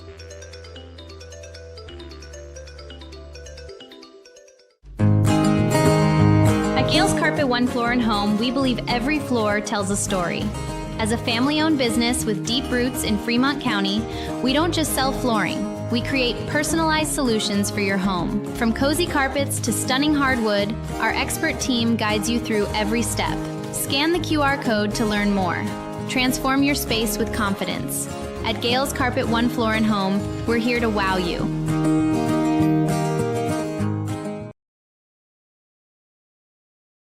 A trusted partner in your financial journey? At Redden, Kane & Associates, we're more than just CPAs. We're a world-class accounting firm dedicated to providing exceptional service to our clients. From tax management and accounting to estate planning and retirement strategies, our experts provide personalized solutions that help you thrive. Our lasting relationships are based on trust and open communication. Let's make your goals become reality. Take the first step towards financial confidence. Visit rivertoncpa.com. Porter's Mountain View Supply, your local experts in fire and water. We got everything you need for new installs to accessories, and don't forget our great selection of stoves, grills, and spas. We've been serving Wyoming for over 40 years, so you know you can trust us for quality products and expert service. Visit portersmbs.com or stop by our Riverton or Casper locations today. Porter's Mountain View Supply, located on 750 East Sunset Drive in Riverton. Halftime coverage is made possible by the Wyoming Department of Transportation, reminding you to buckle up every trip, every time. Welcome you into the YDOT Halftime Show, presented, of course, by the Wyoming Department of Transportation. They remind you, seatbelts save lives, buckle up every trip, every time. If you're out there driving around right now, please make sure you're buckled up and everybody in your vehicle is with you. Well, we're buckling up for the second half here in a little bit. It's chilly, it's windy, but it's football weather in Wyoming, and we've got a good one. We've got an interesting one, at the very least, here from Wolverine Field. Riverton defense doing a nice job holding their own. They have given up 13 points, but they trail the Cody Bronx here into the locker room 13-7, and I think it was good to get off the field with some momentum there and not obviously give up more points to Cody, but to force them 3 and out in a sense, let time expire. Ultimately, they didn't have to punt it away because Riverton was out of timeouts, but to get off the field that last little bit and go into the locker room feeling good about yourself with some momentum. Riverton will get the football first in the third quarter. They won the opening toss and deferred, and Cody elected to receive, so Riverton can pick which way they want to go and get the ball first here in the third quarter. Let's take you through some scoring. Let you know how we got to this point. All the points coming in the first quarter. It at the 7:36 mark was Cash McFadden from 46 yards out. A little misdirection play. McFadden faked like he was going to pitch it, faked like he was going to hand it off the other way, then just ran it up the middle and had 46 yards at daylight. In fact, he could have had 99 yards at daylight the way he ran that play, but started at the 46. So found the end zone there. Extra point was good. Cody goes up 7-0. At the 2:20 mark of the first quarter, it was Riverton executing a nice drive offensively, and ultimately Cameron Vincent found Gage Treber from 12 yards out, and Camden Hiles' extra point was converted. 7-7. One thing I forgot to mention too on the extra points and kicking game is you don't have Blake Gattenbein, so you don't have your normal holder out there either. Gage Treber is on to hold, so not only do you have a new kicker, you have basically a whole new system with the holder too, which complicates things. The lone score in the second quarter was a McFadden 2-yard run. The extra point was blocked by Gage Treber. Speaking of Gage, so blocked PAT from Gage, making this 13-7 at the Buckle Up for Life Wyoming halftime show. Coming up in here in just a couple minutes, we'll run down some of the other semifinal games across the state, get you some finals. Some of the other games have already gone final that kicked off this afternoon, and we'll get Jason Peterson's first half thoughts as well in just a little bit. Halftime at Wolverine Field. It's Cody 13, Riverton 7. Back in a couple of minutes on your home for Wolverine Sports, 105.1 Jack FM and County 10's YouTube channel. Everyone has a ritual, that small thing to keep us focused. A habit we never skip, to clear our minds and elevate our performance. But what do you do to keep your head in the game? To drown out the self-doubt and support your mental health. Because being your best isn't just about taking care of your body. It's about taking care of your mental health. Discover the resources that you need to keep your mind focused and your mental health a priority. I'm Winslow Friday, Director of the Wind River Intertribal Council Department of Transportation. It makes me and my crew happy when you buckle up. It just might save your life. I'm gonna get us home. Buckle up for life, Wyoming!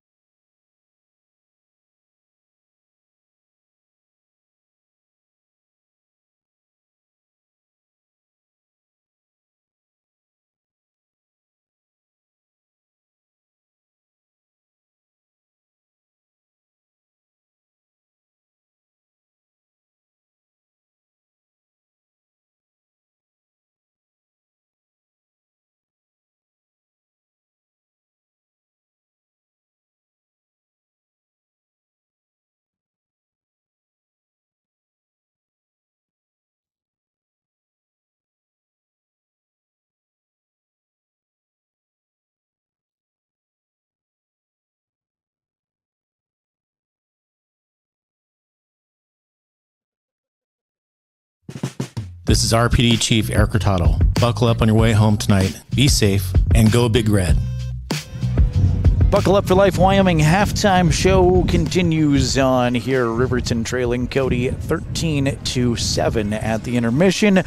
Let's bring our outstanding camera guy on. Jason Peterson has been phenomenal all year long, and can't believe it's already almost over. No matter what happens here, this is our last time at Wolverine Field for about 9 more months until we get to come back here. Riverton has had a really, really fun season, and Jason, a good start in this one. Your thoughts on the first half? Yeah, I mean, it's a totally different game changer from week 2, you know? I mean, Riverton's both offense and defense are coming out, they're playing hard. Yeah, I mean, it's just, totally different. Yeah, I mean, whether the outcome, Jerrad, of this game and everything else, I mean, it's a good game. I mean, everybody, they're coming out playing hard, and, we've said it before. I think Riverton can taste that state championship trip to Laramie. I mean, they're playing like they want it. Yes. So I think the second half's going to be pretty good. They're going to come out, and I think they're going to be firing on all 8 cylinders, and so it's going to be an interesting second half to see what happens. Got to give a lot of credit to these kids that haven't started varsity games in their positions. I know Cameron Vincent started varsity games defensively, and he's been great there, but a new quarterback, a new starting running back tonight. You go into this game against one of the best teams in the state, regardless of classifications, without your all-time leading rusher, without his backup, without the number 1 points guy on defense, without your kicker. 2 of your wide receivers have casts, and then the news comes down this week that your starting quarterback is out of the game.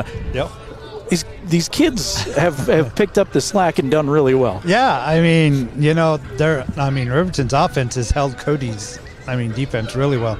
I mean, Riverton's defense has held, Cody's offense really well. I mean, it's just, from game 2, till now, it's just been a totally different game changer. And the second half is going to be really, really, really interesting. Yeah, I think so. And hoping for some fireworks here at Wolverine Field. I know it's going to be tough sledding. It's going to be tough to score against this Cody defense. If Riverton wins tonight, I'm doing a cartwheel right off. Can you do a cartwheel? No. When's the last time Jason Peterson has tried to do a cartwheel? I can even barely do a somersault now, let alone a cartwheel. You should somersault all the way down the bleachers.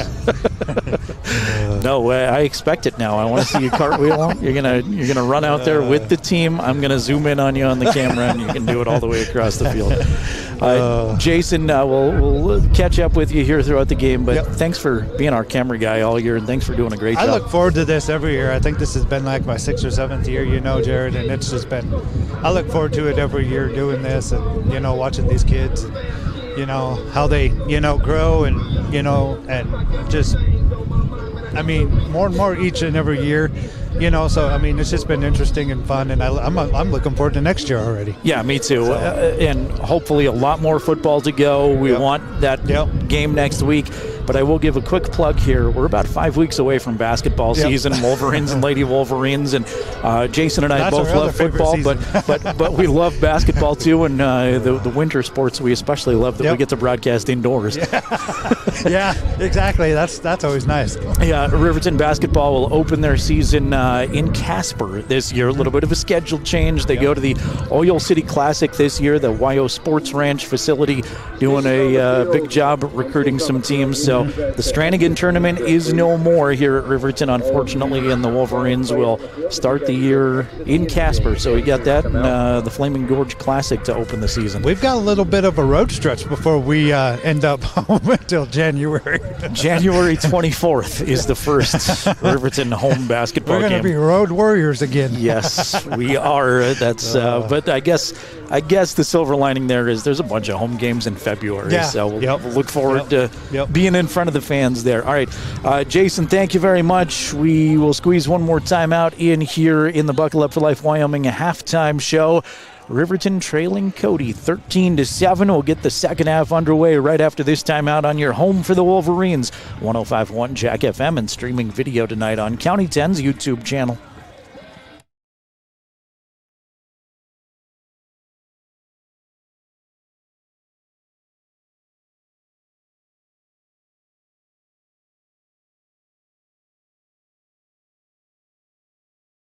Watson State Farm Agency is a proud supporter of Riverton High School Wolverine athletics. We understand the importance of community, and we're excited to be a part of it. As your neighbor, we're here to help you with all your insurance needs. We offer auto, homeowners, renters, business, and life insurance. So stop in and say hi, or give us a call today. The Tyler Watson State Farm Agency will be here for you. I'm Winslow Friday, Director of the Wind River Intertribal Council Department of Transportation. It makes me and my crew happy when you buckle up.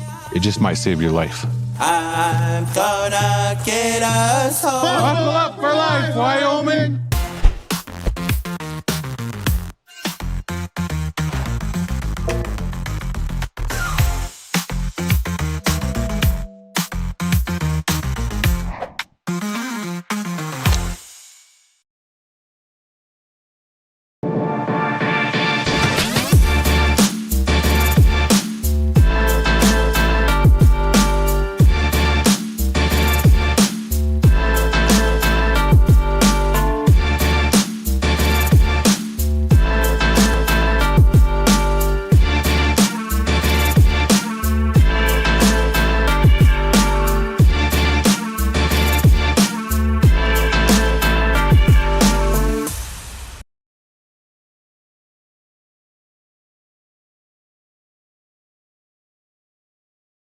Proud to support the Wolverines and Lady Wolverines. We are County10.com.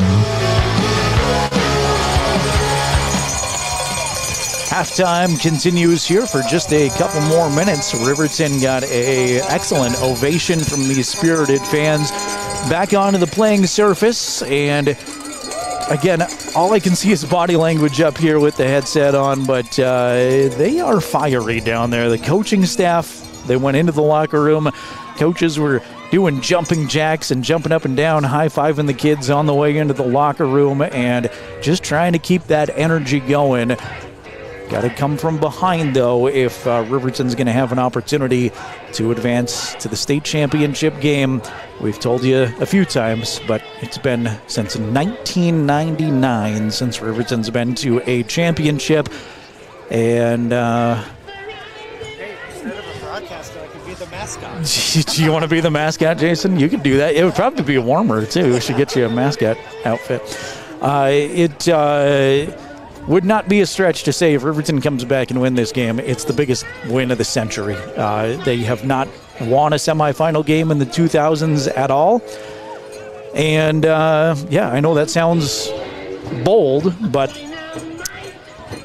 it would be the game with the most at stake that Riverton's won in the 2000s. But again, some catching up to do here, down 13-7. They will get the ball first to start the second half. Let's take a peek at some of the other scores from around high school football. Told you Star Valley beat Lander 37-3, so they are already in the 3A championship game. Six-man football, both games are complete. Little Snake River knocked off Hewlett 79-8. Burlington took down Encampment 43-6. So you get Little Snake River and Burlington in the six-man championship. Little Snake has just been a force and is again this year. Pine Bluffs took it to Lingle Fort Laramie in nine-man football, 65-15, and it was a Rocky Mountain. It is Rocky Mountain leading Grable at halftime, 25-14. Class 2A, Mountain View is in. They beat Lovell 52-14. And Bighorn is in. They took it to Thermopolis tonight, 48-6. 4A games, third quarter score, number one Sheridan is blanking Cheyenne Central, 14-0. And at halftime, it's Campbell County leading Cheyenne East 7-6. Campbell County had their head coach forced to resign, I'm told, before the start of this semifinal game. So some drama there, I guess I'll phrase it like, at Campbell County High School. Here it is Cody 13, Riverton 7. Buckle up for the second half. Jerrad Anderson, Jason Peterson with you high atop Wolverine Field. Thrilled to have you along again. Great fans all season long watching the YouTube stream. We're on County 10's Facebook tonight. All over the place. Jack FM, and I'm told some Cody folks have us on tonight too, so thanks for having us. It's a short kick by Talich, fielded by the Wolverines. Clay Sheet's going to bring it out. He's across the 20-yard line looking for an alley, and he'll get tripped up at about the 28. So as the Riverton offense takes over, 1st and 10, their first possession of the third quarter. Opting to go with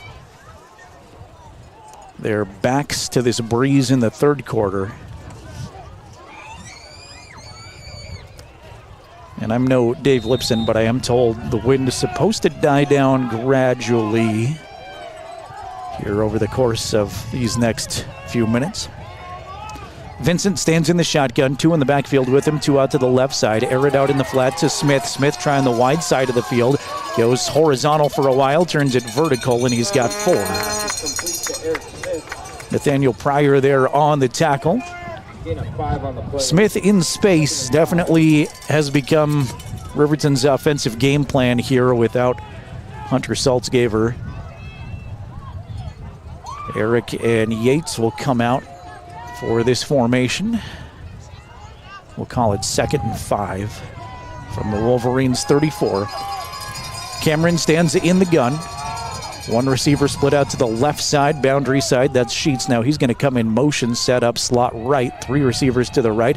They will attempt to get it to Sheets. That's too far for him. Off of his fingertips, incomplete. Vincent says, my bad, gives him a high five, and comes over and gets the play from his head coach.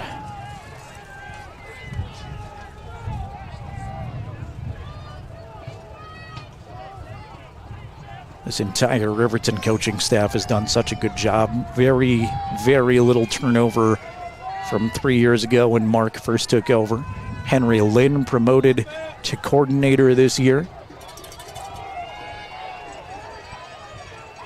And these assistants don't get nearly enough credit on the broadcast. Try to work him on here as we go on. Third down, Vincent looking over the middle. He's got it to Larson.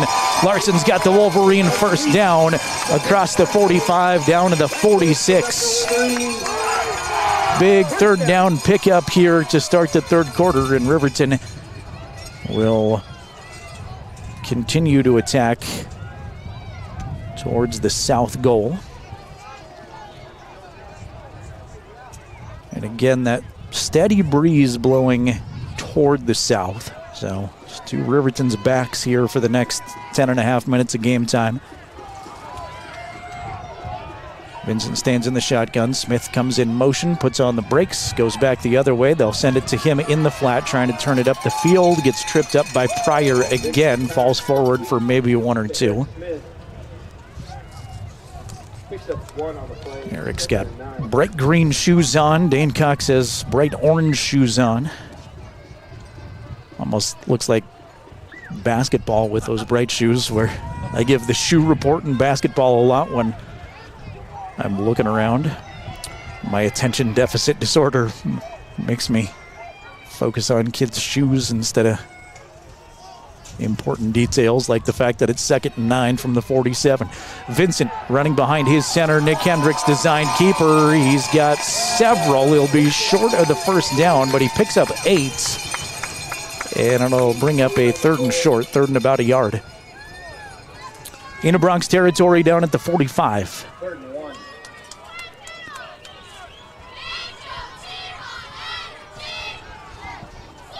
Blake Gattenbein out with a knee injury. Hunter Saltzgaver with a broken collarbone. Braden Martin with a knee injury. 3rd and 1 here as Cameron Vincent's going to run for the first down, then is pile driven into the turf by Cinch Dalton, but he gets up just fine, says thank you for the first down, and Riverton moves the sticks again. 3 minutes of third quarter football have elapsed. And I'm going to keep saying this.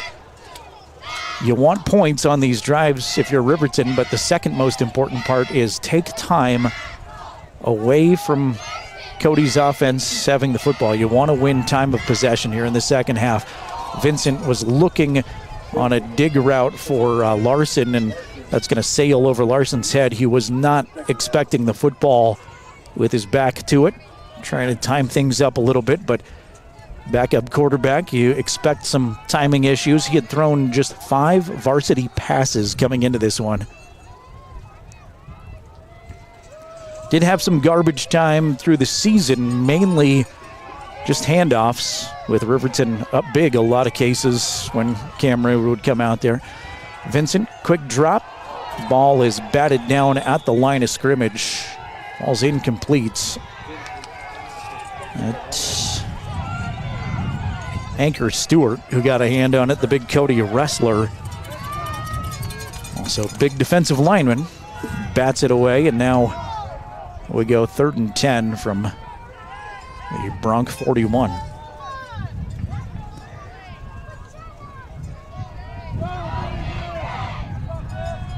The way Riverton's attacked these 3rd and longs in opponent territory is 4-down territory, so I don't think you necessarily have to get it all right here, but some would be good. Vincent's got 4 receivers split out to the left side. Second time we've seen this set. Clay Sheets, the lone boundary side receiver to the right. They're looking for Sheets on a quick slant. He's got a guy all over his back, and finally the back judge flag flies in. They're going to pick up the first down. There's been a few times where It seems like receivers on both sides have just carried corners on their backs, and they're finally going to call one of those.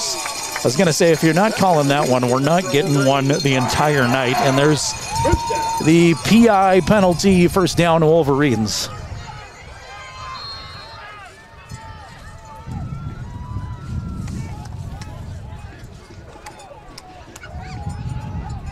First and 10, Big Red from the 26. Sheets and Larson go out to the left side. Boundary receiver on the near side is Treber.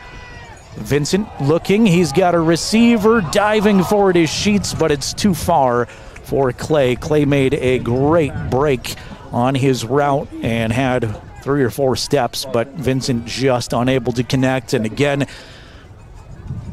JV quarterback is part of it, but also that wind is really whipping in almost a circular motion, mainly blowing to the south at Riverton's back, but then that flag on the far side there near the old Frontier Academy building will whip across the field toward our camera's direction once in a while, so I'm sure that plays a factor.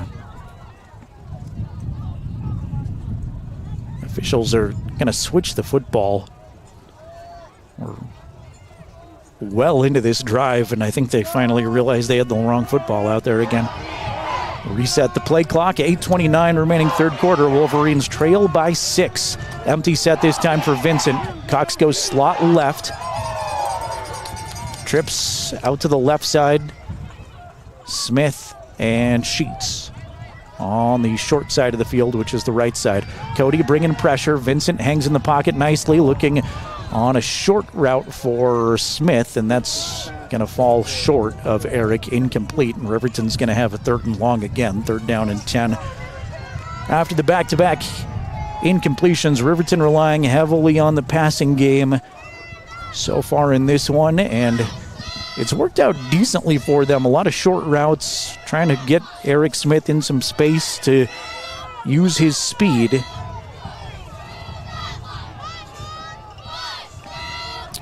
Camden Hiles sets up left side this time in the backfield with Vincent. He's in the shotgun. 2 by 2 they go on the receiver set. Vincent slaps his hands, gets the snap, hits Sheets on a slant in motion. Sheets inside of the 10, dragging DBs down around the 7-yard line. First down, Wolverines.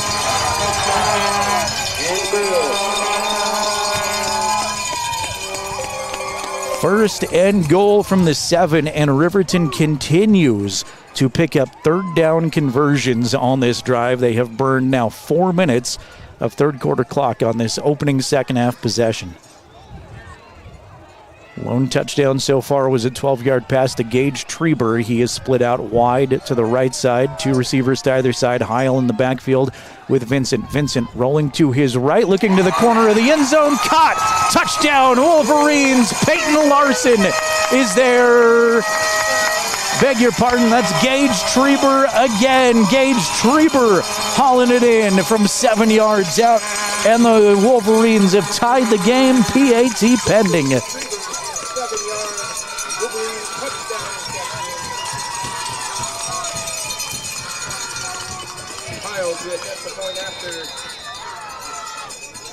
Camden Heil, sophomore backup kicker on to try to give Riverton the lead. Splits the uprights. And for the first time tonight, Riverton's on top of the Fremont Chevrolet scoreboard.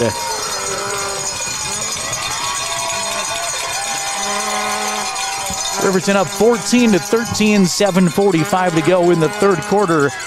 We're back after a quick message on our YouTube stream from the NFHS Network.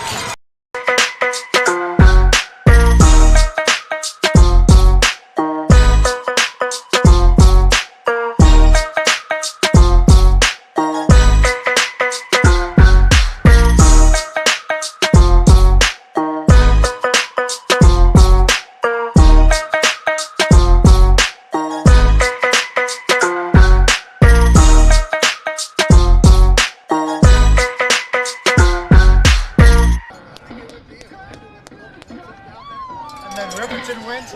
7:45 remaining third quarter. Riverton now on top of the Fremont Chevy scoreboard, 14-13. Gage Treber has both catches for RHS. Both touchdown catches, I should say. Cameron Vincent with 2 touchdown passes.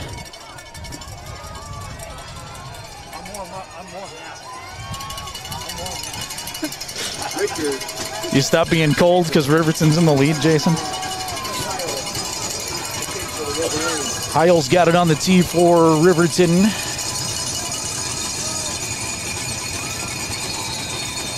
Logan Richard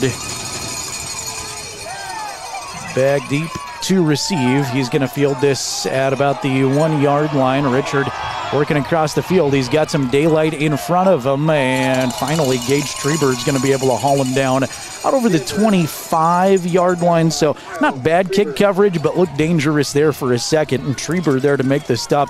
I got to tell you, good team effort all the way around. Gage Treber playing fantastic all over the field here tonight. Bronx will take over. 7:35 to go, third quarter. Good time eating, scoring drive there to start the third for Riverton. Now let's see what Big Red's defense does with this crowd fired up. McFadden stands in the shotgun, 2 receivers to either side. Looks like it's Marco Skoric out there. Still no Cannon Grant. Nope, it is Cannon Grant out there. That is number 0. Quick strike to Bauer, and he's going to be tripped up immediately. Picks up 2. Clay Sheets making a great open field tackle there for the Wolverines. 2nd down and 8. McFadden in the gun. Grant to the left side. They will fake the handoff. Now McFadden tries to run it up the middle, and he is smothered by Vincent. Ball may be loose. Cameron Vincent laid one of the biggest hits we've seen so far this season, and it may have knocked the ball loose. There may be an injured Cody player in there too. Who's on the football? Yeah, there is a Cody player hurt. It's Riverton football. Big hit, Cameron Vincent. He gets up flexing, and Riverton's going to take over in great field position. And luckily everybody up okay for the Bronx too after that huge hit from the Riverton linebacker / quarterback. 14-13 Wolverines, 7:09 remaining third quarter, and Riverton just got the football back at the Bronx 29. The guy that just made that big play, Cameron Vincent, leads his Wolverine offense back out there. 2 receivers split out to the right side. They'll go tight end on the left and a receiver split wide to the left. Heil in the backfield. Vincent under a lot of pressure, loses the football. Did he fall right back on it? It's going to be a big loss if he did. Cody thinks they're on the football, though. Vincent took a shot way back at the 45. Riverton is on the football. Vincent pops out of the pile, but now it is 2nd down and forever. But the good news there is you don't give the football right back. Ball all the way back to the 44-yard line.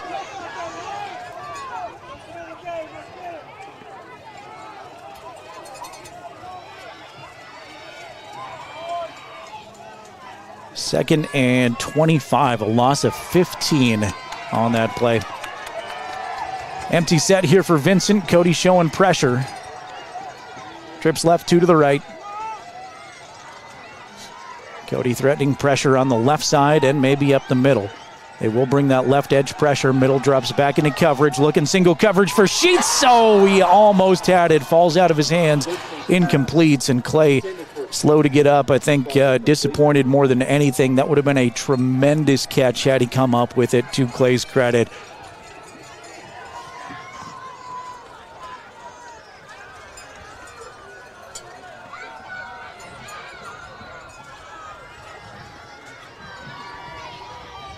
So 3rd and 25, and again, Riverton without their normal starting kicker /RB/DB, they've gone for it a lot in opposing territory, and if you pick up a chunk here, you might see him go for it on 4th down. Trips left, 2 right. Shotgun snap. Quick drop for Vincent, looking right side. He's going to airmail Clay that time. That's well too high over his head. Play was really well defended by the Bronx. That's Lane Stevenson again, who has an interception tonight, and Lane with great coverage. Looks like Treber's on to punt for Riverton. He will back up to his own 42. And Cash McFadden is the return man for the Bronx, who stands at his own 10.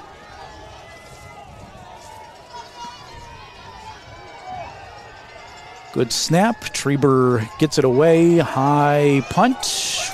Will be signaled fair catch, but McFadden's going to get out of the way and let this roll all the way down to about the 5-yard line. Excellent punt from Gage Treber. And Cody will start deep in their own territory. Yeah, they're going to mark it at the 5. Want to say best of luck to Riverton High School swimmers. Again, they are wrapping up, I guess, today from Laramie 4A state swimming. 12 different Lady Wolverines qualifying for states. Congratulations to Addison Pertz, who set a new diving record at Riverton High School recently. Fun to see the success there of Riverton swimming under Coach Roth. Handoff to Grant. Grant pushes a couple of Wolverine defenders forward, maybe 3, maybe 4, as they set the ball. He's 2nd and 6, they'll say. Shotgun for McFadden. Grant off of his left hip. Now we'll split out, looking for a pass, but flags coming in here before we can start this play. And it looks like maybe motion on the Bronx. Flag on the play.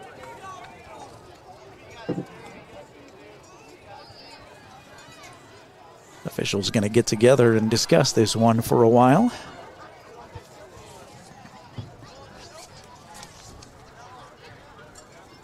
Mentioned Addison Pert, also Presley Barta, Chloe Smith, Sissa Hovander, Claire Houtman, Lucy Pfister, Lily Ormond, Leah Edwards, Ellie Kogenauer, Gracie Heiner, Carly Anderson, and Kendra Crippen qualifying for state swimming. Congrats to all those ladies. Timeout, Cody. Cody's going to burn a timeout. That is their first timeout of the second half.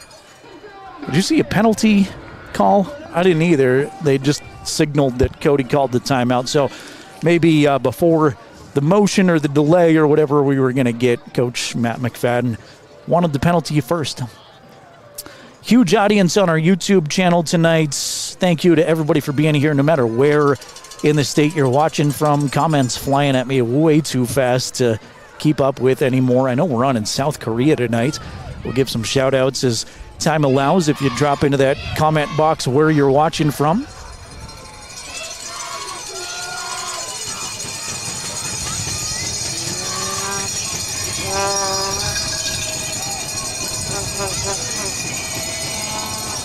Back to action after Cody burns a timeout. McFadden stands in the shotgun.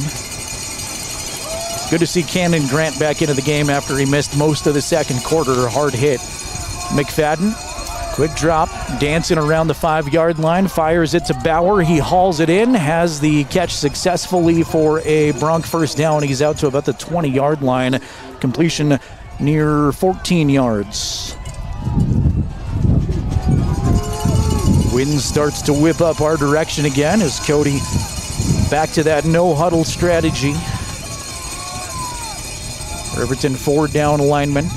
McFadden, all kinds of time to throw. The pass is going to fall incomplete, though, unable to connect to his intended target. Wanted Damian Sander, and it goes incomplete.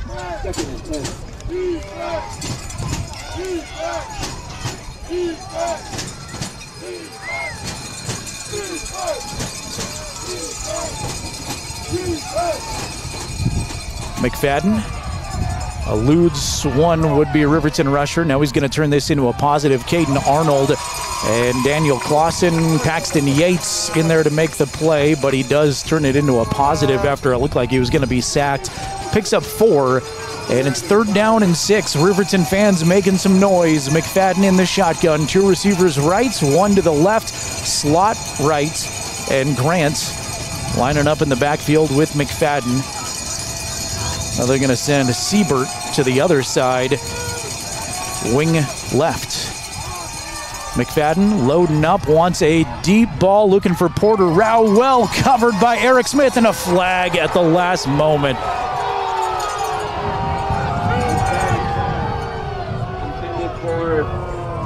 They're going to get Eric Smith on the pass interference call, and it's going to bail Cody out for a first down.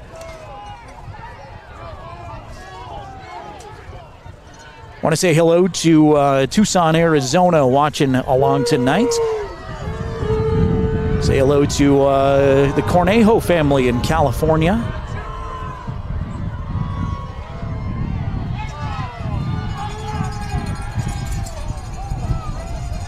After the DPI, 1st and 10, ball out to the 40-yard line. Back-breaking penalty there for the Riverton defense. Let's see if they can dig in again. McFadden, a lot of time looking Eric Smith's direction again, and he's going to get another flag. Ball flies incomplete. Damian Sander was there, and I mentioned this half joking in the first half that I didn't think we were going to see any pass interference calls, and now I guess they're going to throw every pass interference flag.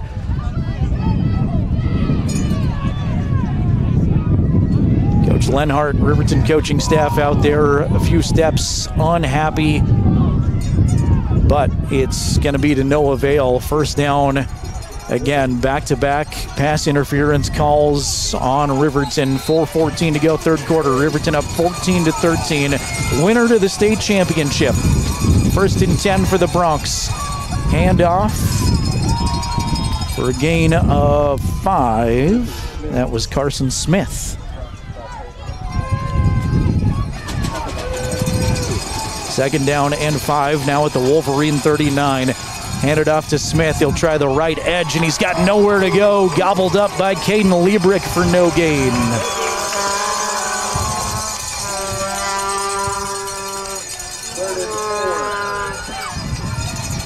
Third down and 4.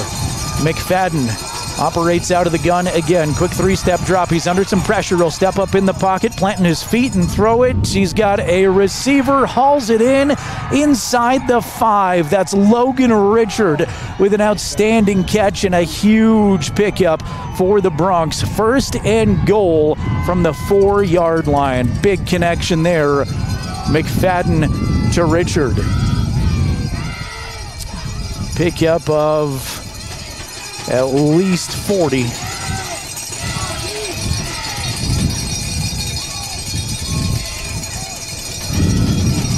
First and goal, Bronx.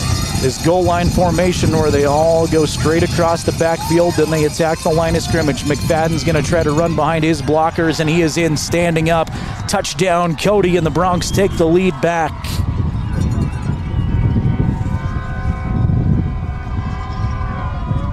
With 3:08 to go in the third quarter. The third rushing touchdown of the game for Cody, and I think the Bronx are going to elect to go for a 2-point conversion here to try to put them up by 7. After the Treber blocked extra point. Everybody who comes set at the line of scrimmage, heavy to the right. McFadden, fake the handoff, pass it to the back of the end zone. Wide open is his receiver. He's got the 2-point conversion successful. Number 85, I don't have him in the roster. Either way, Cody now up by a full touchdown, 21-14. Couple of costly penalties on the Wolverine secondary, giving the Bronx a couple of first downs on pass interference calls. Big strike to Logan Richard to set them up at the 4-yard line, and then Cash McFadden punches it in from 4 yards out. Still 3:08 remaining, third quarter action. Bronx have taken the lead back.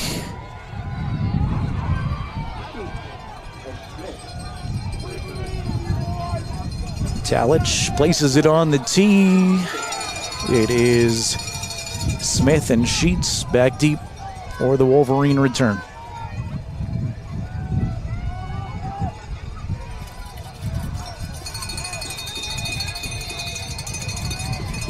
Yelich puts a hand in the air, now approaches the football, boots it away. It is a low line driving kick that is scooped up off the turf by Smith. Brings it out across the 20-yard line, gets a block, now tries to cut it across the field. He's going to lose yardage as he tried to get wide, and he's all the way back to about the 21. And Eric is going to come off the field hobbling. He's actually going to stay out there, but left the pile limping a little bit. 3 minutes exactly to go, third quarter. Thanks to Sage West Healthcare, allowing us to stream these. Sage West, committed to personalized care and healing our communities.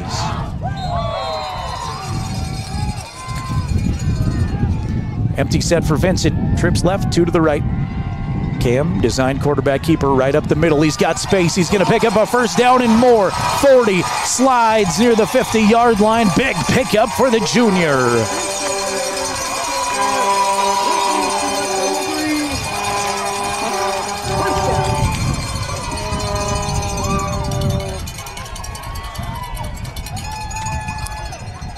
Picks up 28 on the quarterback keeper right up the middle. First and 10, Big Red from their own 49.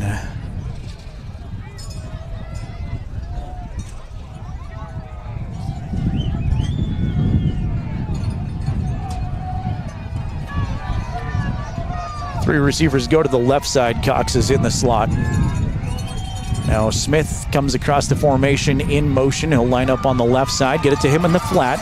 Tries to turn it up. The field is hit immediately. Those plays to Eric to try to get him out in space have not gone for much so far. Does catch the football, picks up a couple. 2nd down and 8 into Bronx territory at the 49.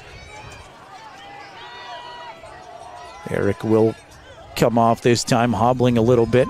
Dane Cox also out. Camden Heil back in for the Wolverines.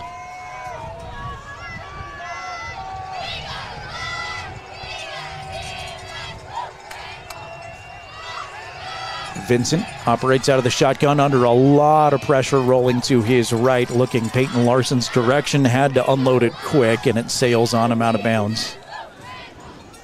So quickly, 3rd and 8 facing Riverton's offense.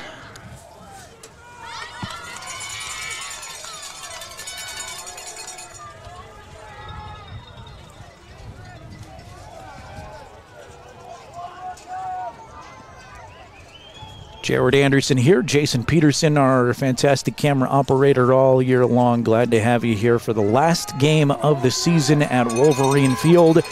Both these teams hoping they have one more game ahead of them. 3rd and 8 for Riverton. Vincent in the shotgun. As a receiver, that's Clay Sheets right in front of the Cody bench. Clay hauls this one in. He's got the first down out to the 36.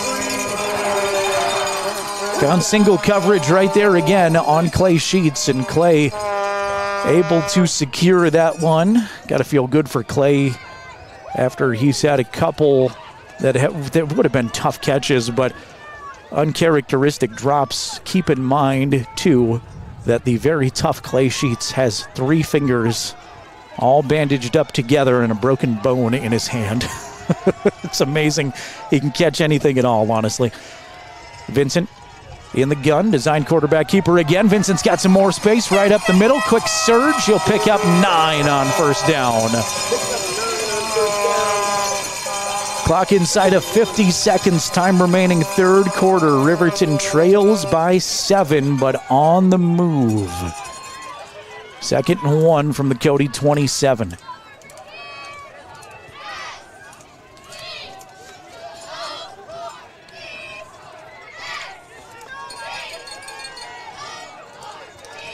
Three receivers spread out on the right side here for the Wolverines. Shotgun snap. Vincent's going to run with this. He's got the first down to the 25, and that could be the final play of the 3rd quarter.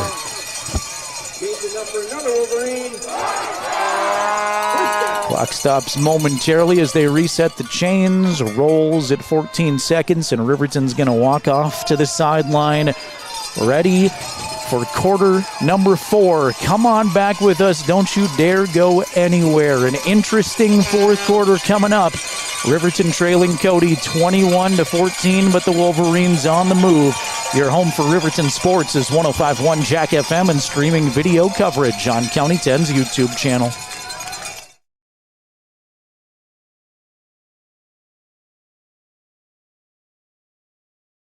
Is yours. Sutherland's Friends of the Family Plus Consumer Credit Card lets you choose from 5% off instantly at the register or special financing on qualifying purchases. That means no forms, no waiting, no rebates. You can choose 5% off instantly with your Sutherland's credit card. Got a big project? Choose special financing. The choice is yours with Sutherland's Friends of the Family Plus Consumer Credit Card. Subject to credit approval. Minimum monthly payment required. See store for details. Only at Sutherland's.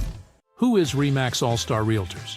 We're a professional real estate agency where your success is our priority. Whether you're looking to buy, sell, or invest, we're here to guide you every step of the way. With unmatched professionalism and a track record of delivering results, we're your trusted partners in real estate. Your success is our top priority. Find your perfect property with RE/MAX All-Star Realtors. Contact us at 307-856-7827 or visit remaxriverton.com.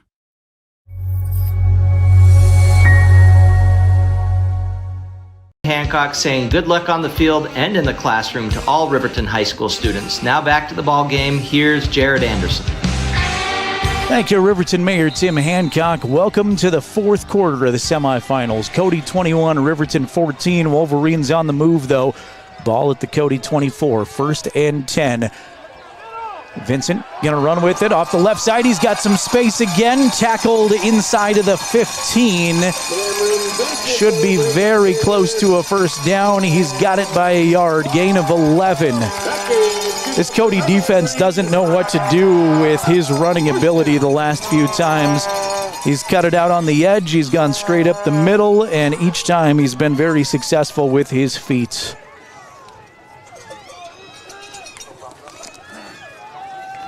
Not to get too far ahead here, because I know Riverton fans want a championship game, but Cameron Vincent presumably going to be your starting quarterback next season, and I get the impression that that's going to be fun already. Vincent in the shotgun. Heil off his right side, looking for Treber to the end zone. It's caught and knocked away. Treber had it secured, batted away at the last possible second. Incomplete. See if I can catch who that DB is that made such a great play there. That's Nathaniel Pryor. Excellent Cody athlete, making a great play at the last possible moment. I thought Gage had his third touchdown catch of the game. Ball again is at the Cody 13-yard line. We're just underway, fourth quarter. Riverton trailing 21-14. Cody has not lost to an opponent not named Star Valley since 2019. Vincent, three-step drop, stands at the 20, looking Treber's direction again. Dangerous pass is incomplete. Whew, boy, thought that had a chance at being intercepted. It certainly did have a chance, and Griffin McCartan almost came away with it.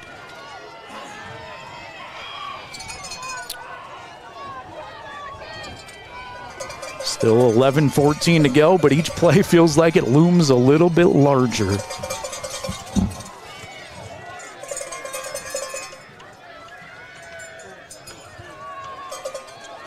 Riverton breaks the huddle, attacks a line of scrimmage quickly, trips right, 2 to the left. Vincent looks back towards his coach. Sheets and Smith on the left side. That's the short side of the field. Cam now going to turn around, and Riverton's going to have to burn a timeout. Timeout. That's their first timeout of the second half, so both teams down to 2, respectively. Thanks to Fremont Chevrolet in Riverton, being our great scoreboard supporter all year long.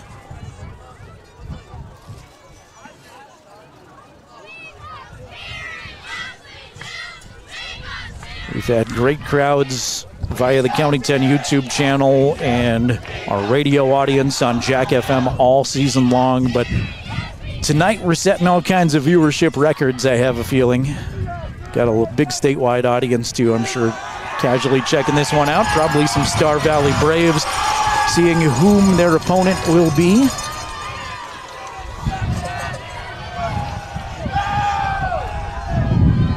All right, here we go. 3rd down and 10 from the 13 out of the Riverton timeout. Empty set again for Vincent. Sheets and Smith again to the left side. 3 Wolverines split out right. 4 down linemen for the Bronx. Cameron barking out the order, slaps his hands together, 3-step drop, stands at the 20, looking over the middle. It's picked off, taken away by the Bronx. It's Cash McFadden who returns this all the way out to the 26-yard line. That is a huge play for Cody fans. The Cody contingent that's made the trip on their feet, cheering on their DB and QB with the big goal line interception. And with 11:03 still to play, it's a Bronx football and a 7-point advantage.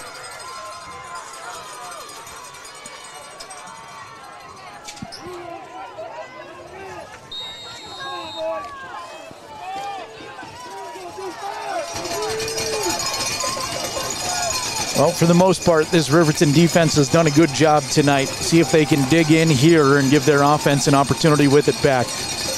McFadden in the shotgun, sends Richard in motion. Richard going to get it on a little flip, and he's smothered in the backfield. Dane Cox and Cameron Vincent giving chase among others. Loss of a yard. 3 to the left, 1 to the right. Cannon Grant in the backfield, more motion to the backfield. McFadden's just going to run with this, trying to get behind Grant, and he is hit after picking up a couple of yards. Dane Cox there with the big collision. Dane has had a really nice job defensively tonight. 3rd down and 8, we'll say. Give him 3 on the run. Snap to McFadden. Plenty of time to throw so far. Now he dances all around. Good coverage so far. Fires, does find a man, but he's short of the sticks. That's Caleb Ball's first reception, and he's a solid 2 or 3 yards short of the first down. Bronx football at their own 31, and they're lining up for a second like they're going to go for it. Now they're going to think twice and send the punt unit back. This will not be Caleb Ball to punt it away this time. This is Lane Stevenson. Ball just caught that pass, and now Stevenson on to punt with Eric Smith dropping back to the Wolverine 35. Stevenson gets off a short punt. It's a wobbler that's going to hit at about midfield, take a Riverton bounce, and Riverton's going to get the football right at about the 50. Good shape for Riverton. How about that Wolverine defense getting off the field again? 9:49 remaining in the game. 21-14. Cody with the advantage on the Fremont Chevy scoreboard, with the Riverton offense coming back out. Just after 8 o'clock, KTUG Radio, Hudson Lander, Riverton.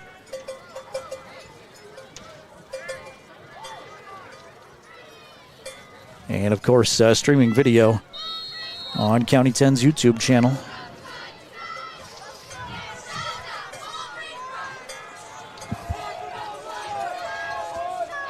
Riverton got it to the red zone last time. Cash McFadden intercepted it. What can Riverton's offense do here?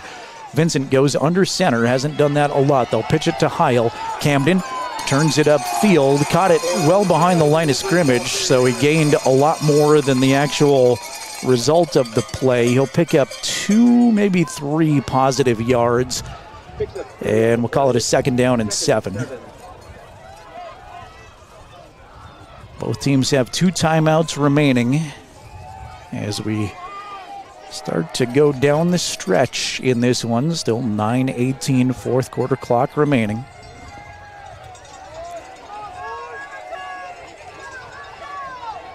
Cameron stands in the shotgun. 3 receivers out to the left side. Now Yates is going to come in motion, set up on a wing on the right. Vincent's going to run with it. Flag flies in from the far side judge. Vincent picked up 3 or 4 on the run, but let's check the infraction. Well, as they sort this one out, you said it all year. You want a shot. You know how good Cody is. You know how good Star Valley is, but you want a shot. Get home field advantage, and that's what the Wolverines did. They go undefeated in conference play. They win the 3A East. Their only slip-up was a non-conference game to Cody on September 5th. That was 55-38. You got a very different game here. Riverton's defense has improved a whole lot. The official's going to wave this flag off. Riverton coaches applaud it, so the thought must have been it was a Riverton penalty, but they'll just wave it off. And with 8 minutes and 58 seconds remaining in one of these teams' seasons, you have a chance. You're at home. You take it on one of the 3A football giants. It is a one-score game. Riverton right now, 3rd down and 3 at the Cody 43-yard line. Vincent works out of the shotgun under some pressure, sets his feet, throws it to the sideline. It's complete. Larson's got it. Larson's trying to put some wheels on, making guys miss all over the place. 25, and he falls forward to the 23-yard line. Big pickup, Peyton Larson.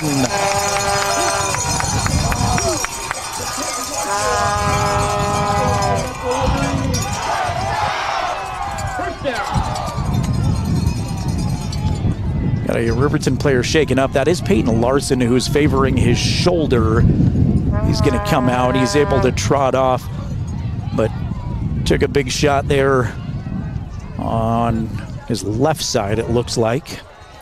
1st and 10 Wolverines now at the Cody 24. Tight formation for Riverton, I formation for the first time tonight that I can remember at least. Fake the handoff to Heil. Vincent backing way up, flag flying in. He's just going to send this one into the Riverton bench. Had nobody out there and may have seen the penalty flag come in. I don't know which way this one's going.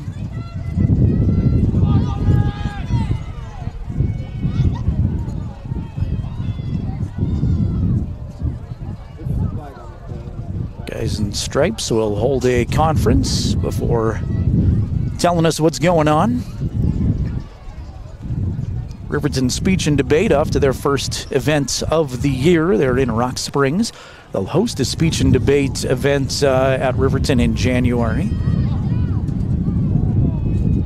It's an illegal formation against Riverton, so back up a tad here for RHS. Riverton FFA going to Casper for their leadership conference next weekend. They just returned from the national convention in Indianapolis. RHS Marching Band has their winter concert. Their concert band and their jazz band actually will have the winter concert coming up on, I believe that's December 8th. As it disappears from my screen here momentarily. First down, I beg your pardon, 1st and 15 for Riverton, and they're going to get those 5 yards back, I think. There comes the flag. They got a guy to jump. The line judge took a minute. I don't think he could get to his flag, maybe.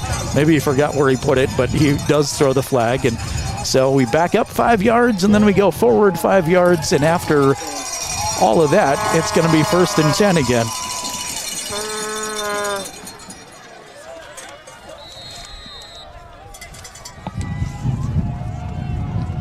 Ball back to the 24-yard line. Clock now at 8:02. Fourth quarter time remaining. Vincent in the shotgun. Design quarterback keeper for Vincent. He's going to be stood up right at the line of scrimmage. May go backward.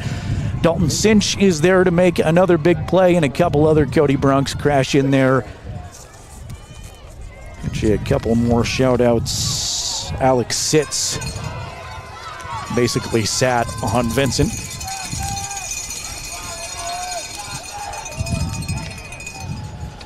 Well, Riverton again without their top 2 running backs, without their starting quarterback, without their kicker, without their number 1 defensive point guy. 2 of their top receivers have casts on their hands, and they're hanging in there with Cody. Vincent setting up a screen pass. It was sniffed out really nicely. It is complete to Larson for about 3 yards, but give a lot of credit to Logan Richard. He saw that the entire way, hung in there with Larson, and did give up the catch, I guess, but made sure he wasn't going to break free. 3rd down and 7 from the Cody 21-yard line. We are now inside 7 minutes, time remaining in regulation. Riverton trailing by 7.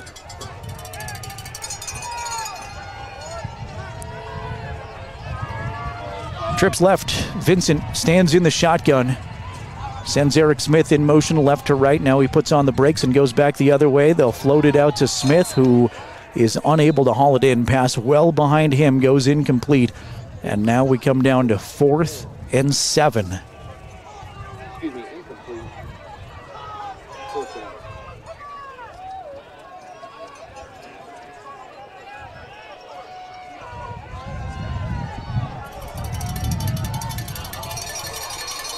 Well, what do you draw up here? Both sides.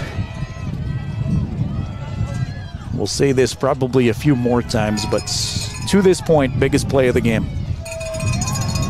4th down and 7. Can Riverton keep this going? Vincent in the shotgun, running back to either side. 2 receivers split out to the short side of the field, left side, and Coach Schlenhart wants a timeout immediately. Did not like what he saw out there. That's their 2nd timeout. So with 6.5 remaining, just 1 more to work with for Riverton. I want to say hello to Kristen and Rick. They've been with us all season. They are joining us from Alexandria, Virginia on County 10's YouTube channel. Thank you guys for being with us and our audience all over the state and beyond tonight. Winner will play Star Valley for a 3A championship next Friday afternoon at War Memorial Stadium.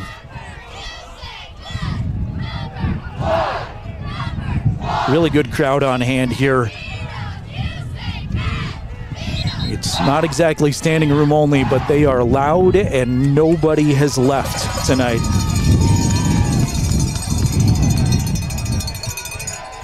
Play of the game so far, still 6:35 remaining. Gotta throw that in there, but biggest play so far, Vincent in the shotgun. Trip split out to the left side. They'll send Heil in motion. He'll come out to the left, leaving the backfield empty. Vincent looking for Dane Cox, hauls it in at the 5. Cox to the goal line.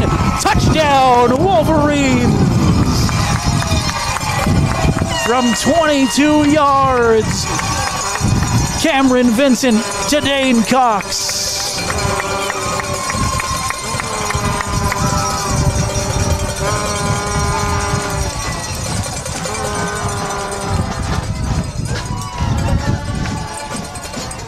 The 3rd passing touchdown of the game for the backup quarterback, Camden Heil. On for the PAT, Treber, the hold, the kick is good. We got a brand new ball game, 21 apiece, with 6:27 remaining in the 4th quarter.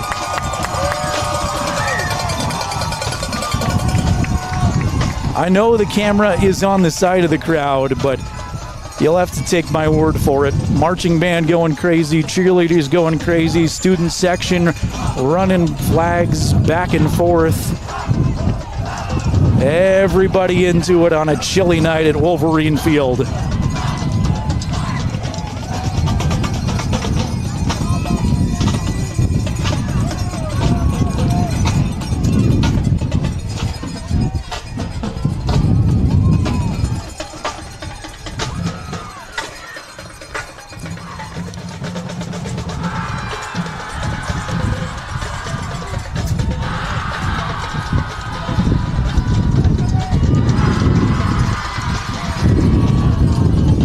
Minutes and 27 seconds of 4th quarter time.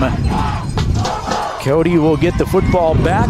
Camden Heil, this wind is blowing as strongly as it has all game. It is really whipping across the field. We'll see what kind of a kick he can get away here when he needs a good one. Heil puts the toe to it. It will get caught up in the wind. A short kick is caught at the 20-yard line. They're going to flip this to Stevenson. Stevenson runs into his own teammate. He's not going to get far. Tackled at the 25. Some trickery trying to be pulled out there by the Cody coaching staff on the return, but a collision-friendly fire will prevent that from going too far.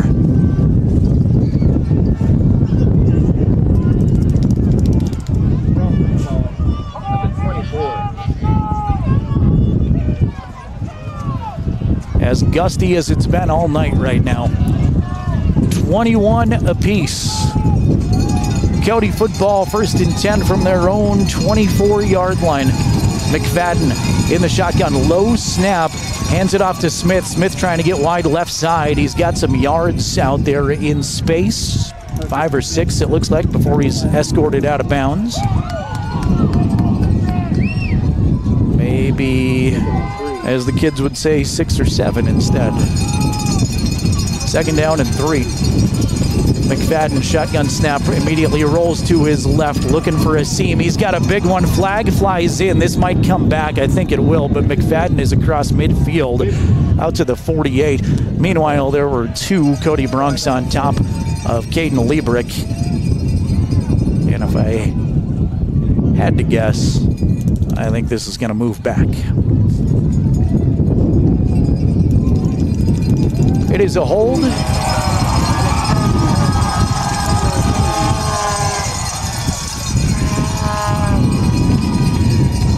So that negates the big Cash McFadden run. If you're Riverton, though, you got to worry about giving up big plays like that. McFadden had the 46-yard touchdown run in the first quarter, and they've done a good job not giving up anything else huge, but cannot have things like that. Handoff right up the middle, whole lot of space for Smith. He's got the first down, spun around near the 38-yard line, picks up 14, and the chains move for the Cody offense.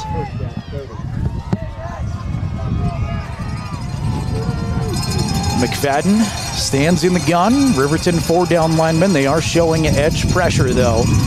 Low snap, give it to Smith. Smith goes left tackle. He's got a big hole across midfield. Finally tackled by Sheets in the Riverton secondary. Back-to-back runs of 14, though, for Smith. Trying to wear this Riverton defense down. Quickly to the line of scrimmage again. 2 receivers out to the left side. McFadden again in the gun, running it up the middle. McFadden's got space. He's free. 10-yard gain, and then he's looking inside of the 30, where he's finally drugged down. I was trying to say he got to the first down marker and then more. And he's all the way out to the 30. Riverton crowd coming alive. Just 1 timeout to operate with for Riverton. So if you're thinking defense needs to catch their breath, this timeout is of a lot of value with 4 minutes and 38 seconds to go. Cody has 2 timeouts remaining. They will take a while getting this play in, though, which is a little uncharacteristic. McFadden stands in the shotgun. 2 stacked up to the left side, and 3 in the backfield with McFadden. They'll air it out to Richard. Richard turns it vertically and picks up 6 or 7 after the completion. So Cody not hesitating at all, foot on the gas this drive, and they are moving the football at will so far after the Riverton score last time. Give him 8 on the completion. 2nd down and 2, and obviously if you're a Wolverine fan, you need something big here. Cody might start to be mindful of taking time off the clock here. It's at 3:48, 4th quarter. Ball at the Wolverine 22. McFadden stands in the shotgun, 2 running backs with him. Fake the handoff to Smith. He's going to take it himself. He's stood up close to the line to gain. I think he's got the first down. Much better job of containment defensively for Riverton, but only needed 2 that time, and he's got just enough to move the chains again into the red zone. 1st and 10 from the Riverton 19-yard line. 3 minutes and 25 seconds.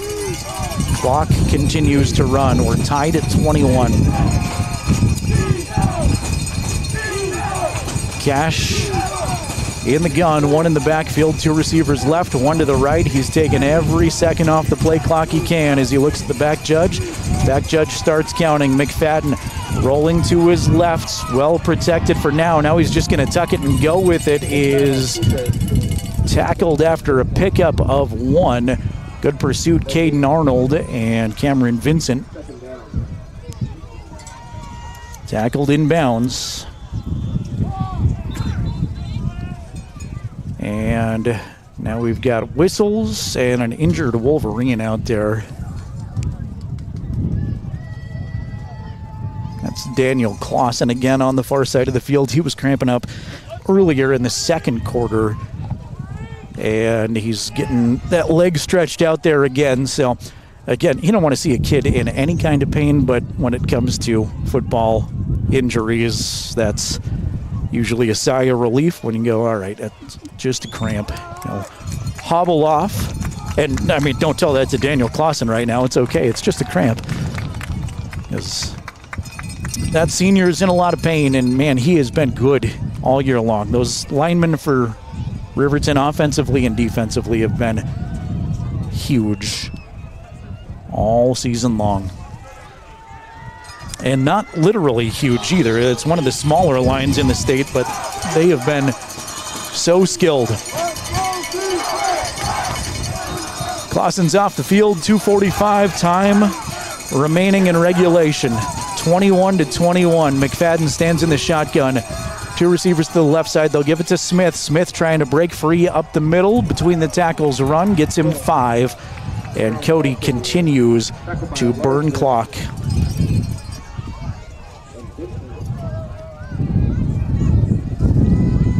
Well, if you're a Riverton fan, this would be a good time for something big to happen defensively. 3rd down and 4. 2 minutes and 10 seconds remaining. McFadden stands in the shotgun. Riverton stacking the box. McFadden trying to get free left side. He's going to push a pile of Wolverines forward. It looks like he's just a little bit short of the line to gain. It is 4th and a yard at the 10-yard line. Cody, no hesitation. They're going for it. McFadden right up the middle. He will have the first down and some more. Still on his feet. He gets into the end zone. Touchdown, Bronx. From 10 yards out, Cody reclaims the lead with 1 minute and 40 seconds remaining.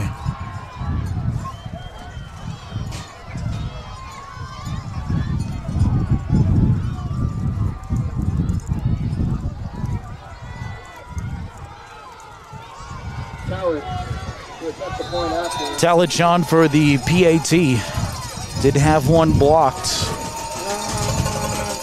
Second quarter, Cody made up for it on a 2-point conversion, though. Low snap, but Talich is able to get it away. Was handled nicely by McFadden, and the PAT is good.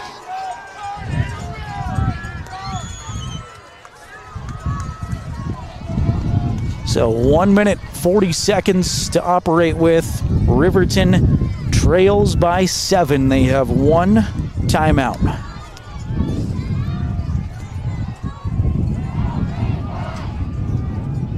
Certainly time to put together a drive, but this is going to have to be about the best drive of the season. See if we get a little Wolverine magic here late in the 3A semifinals.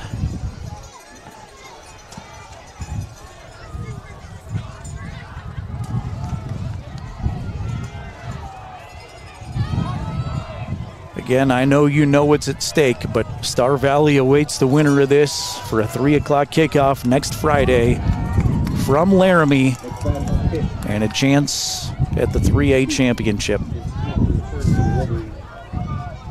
Riverton trying for one more drive to go to their first state championship game since 1999. Smith and Sheets back deep to receive. Talich has it on the tee. Wind to his back. It's a low line drive kick. It's an Upman, bounces to Sheets. Sheets has a nice return out over the 30-yard line and then is swarmed under at about the 35. So decent starting field position here for Riverton with 1 minute 33 to go and 1 timeout.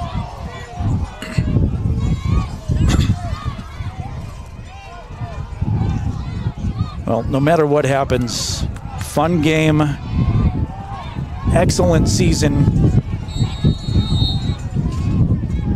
It's been fun watching this team every Friday night, and fun to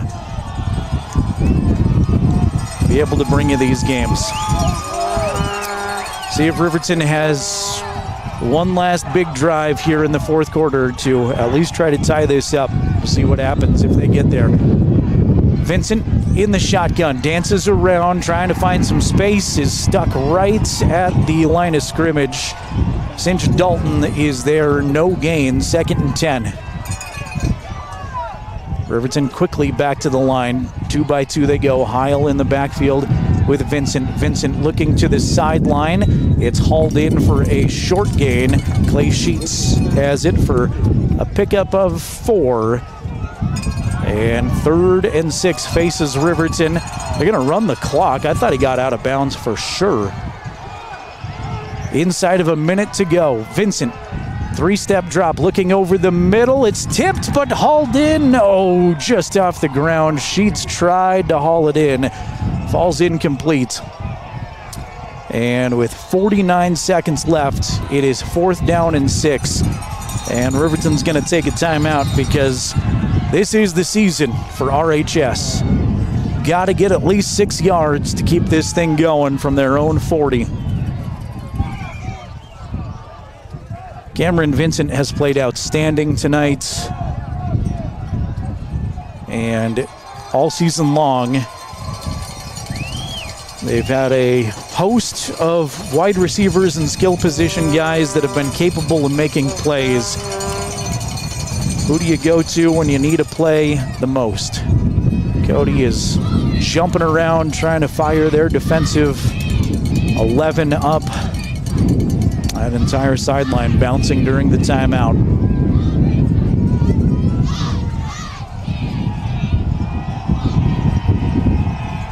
You can hear the Bronx fans across the way making some noise. 4th down and 6. And Riverton trying to keep their season going. 2-by-2, Heil in the backfield with Vincent. Cameron, quick 3-step drop, plenty of time to throw. Now dances around, play well covered. Vincent loading up, long pass intended for Larson, falls incomplete. Coaching staff wants a flag. They're not going to get one. And the season is going to come to a conclusion for Riverton High School. Cody is headed back to the 3A state championship. No flags on the play. Falls incomplete. And Riverton will finish 9-2 on a tremendous, tremendous football season. I know it doesn't feel good right now, but this culture has changed at Riverton High School. There's a lot of seniors giving hugs to one another right now, and a lot of broken hearts, I know, from these Riverton fans. They gave Cody all they wanted tonight. One of the best teams in the state. Couple kneel downs should do it.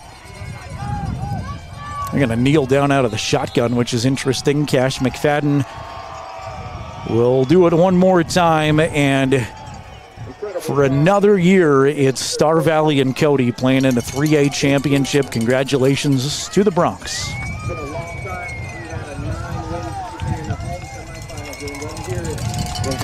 That'll do it.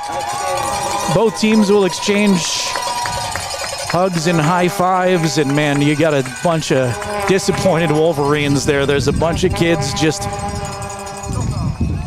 unwilling to leave the playing surface, hanging their heads, and let me tell you, there is nothing to hang your head about if you're a Riverton supporter. I know you want that one more game. I know you want to get over this hurdle and go back to a state championship, but think back to just a few years ago. Things have changed so much, and this team has been fun all season long. The only loss 2 times this season to these outstanding Cody Bronx. They've won the 3A East, otherwise go undefeated, and you can just tell there's tears out there for the Wolverines. There are a lot of hugs. And I'm not just talking about the players. There's some coaches wiping tears away too right now. Final score tonight, 28-21. Bronx over the Wolverines. season comes to a conclusion for Riverton High School. Cody gets to play Star Valley next week, Friday at 3 p.m. Bailey Tire Pros postgame show's on the way. We'll visit one more time with Coach Lenhart, and we'll wrap it up here for the year from Wolverine Field. Thanks for being with us all season long. Again, it's 28-21 Bronx over the Wolverines. You've been listening to the Wolverines on 105.1 Jack FM and streaming video coverage courtesy of Sage West on County 10's YouTube channel.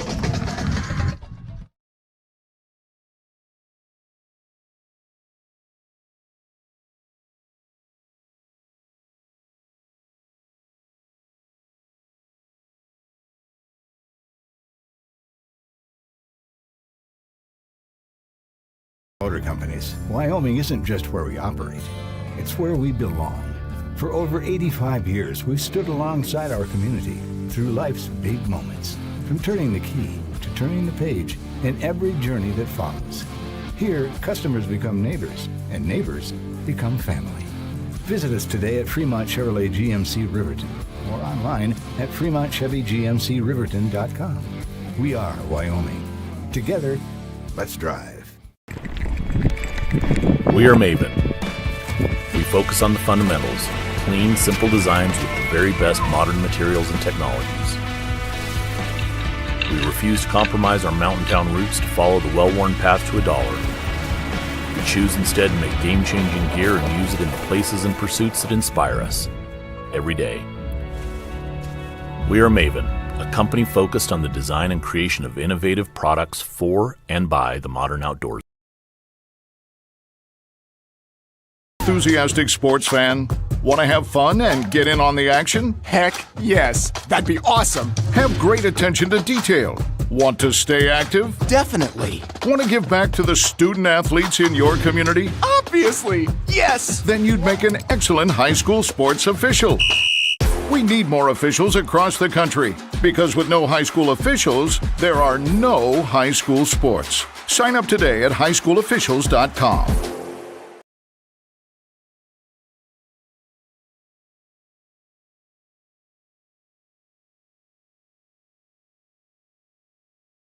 This is the Bailey Tire and Auto Postgame Show.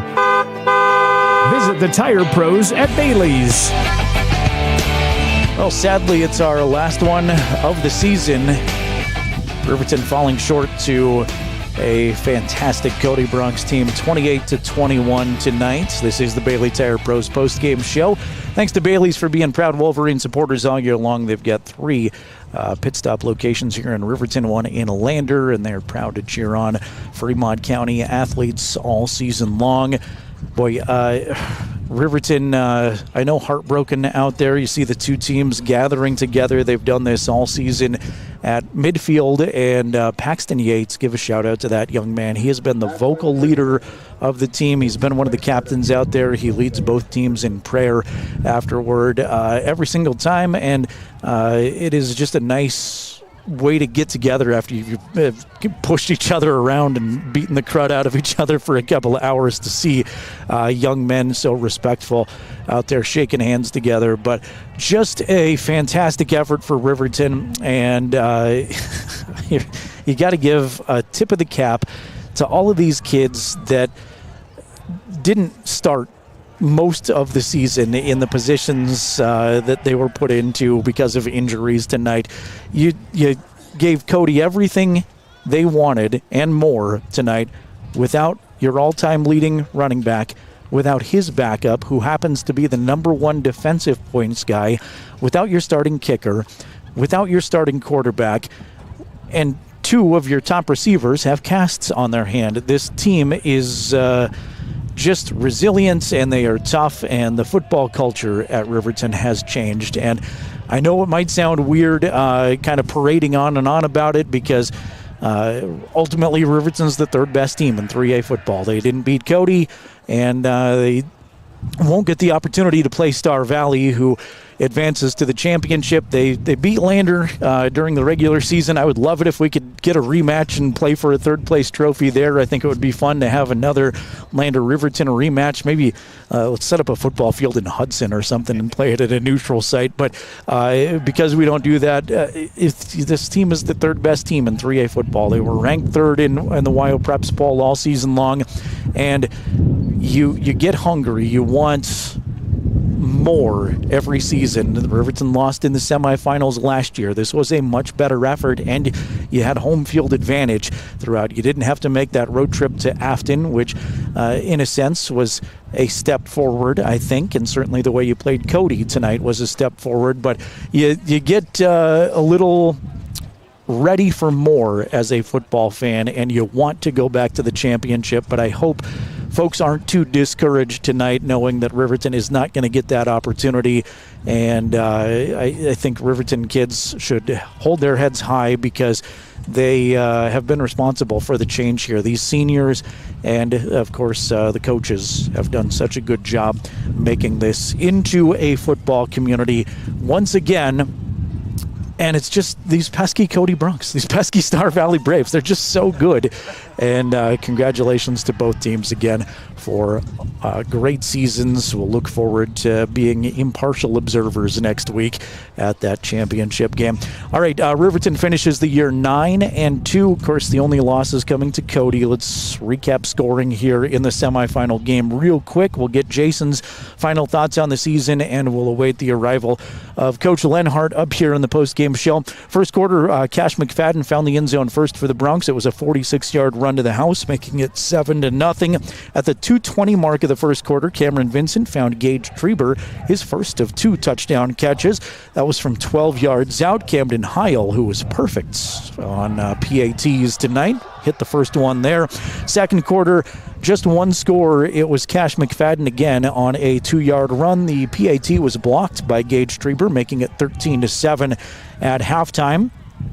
Speaking of Gage Treber, he started the Wolverine scoring in the third quarter. It was a great drive for Riverton to come out in the second half. Time-eating drive, and took about 5.5 minutes of elapsed time to start quarter number 3 on that first drive before Riverton found Gage Treber from 7 yards out. PAT again good. Riverton took the lead there at 14-13.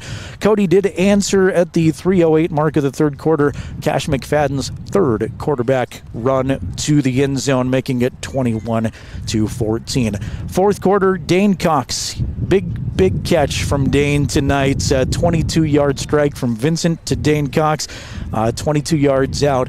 And that was a third down play. It's third and medium, and Cox was able to catch it and then turn it upfield, knock a couple of guys over, and get it into the end zone. That made it 21 apiece, but ultimately it was Cody with a time-eating drive down to the goal line with 1 minute and 40 seconds remaining in the game. It was Cash McFadden finding the end zone for a fourth time tonight. And PAT was good there, making it 28-21. So it was Cash McFadden, 4 rushing touchdowns tonight for the Cody Bronx, and 3 touchdown passes for Cameron Vincent, Riverton's junior quarterback, who was thrust into that starting role after the Blake Gattenbein injury. Had been dealing with a little bit of a knee nagging issue most of the week, and then I guess something that I missed during the Green River game, but took a hard shot there. He's walking around on crutches here tonight, so wish the best for him, and certainly wish the best for Braden Martin and Hunter Saltzgaver. It's tough to see your seniors, number 1, good young men, number 2, and of course your playmakers walking around on crutches and slings, and it's a mash unit down there on the Riverton sideline. But again, next man up mentality. These kids that had to get into the lineup tonight did a great job. All right, we owe you a quick timeout. This is the Bailey Tire Pros postgame show. Again, Cody moving on to the state championship game. Once again, they knock off Riverton 28-21. Back in a couple of minutes, we'll get our camera guys' thoughts on the season and visit with head coach Mark Lenhartz here in a bit too. You've been listening to the Wolverines on 105.1 Jack FM and County 10's YouTube channel. High school sports fans, relive your favorite moments. Just click the shopping cart below the video player to get your digital copy today.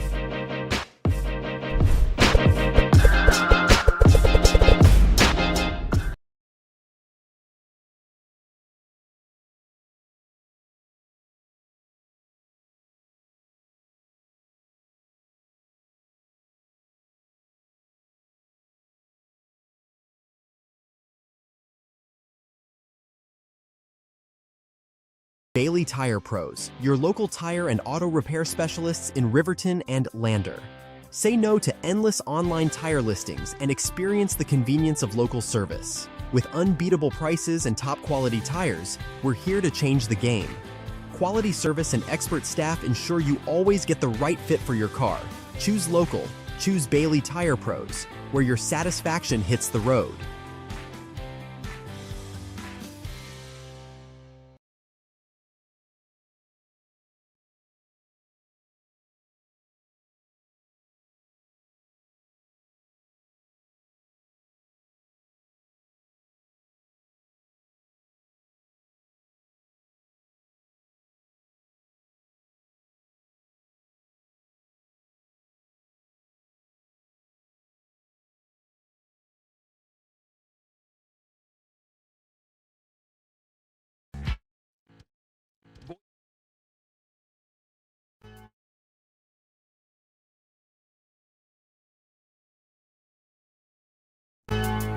This is Riverton Police Chief Eric Hurtado.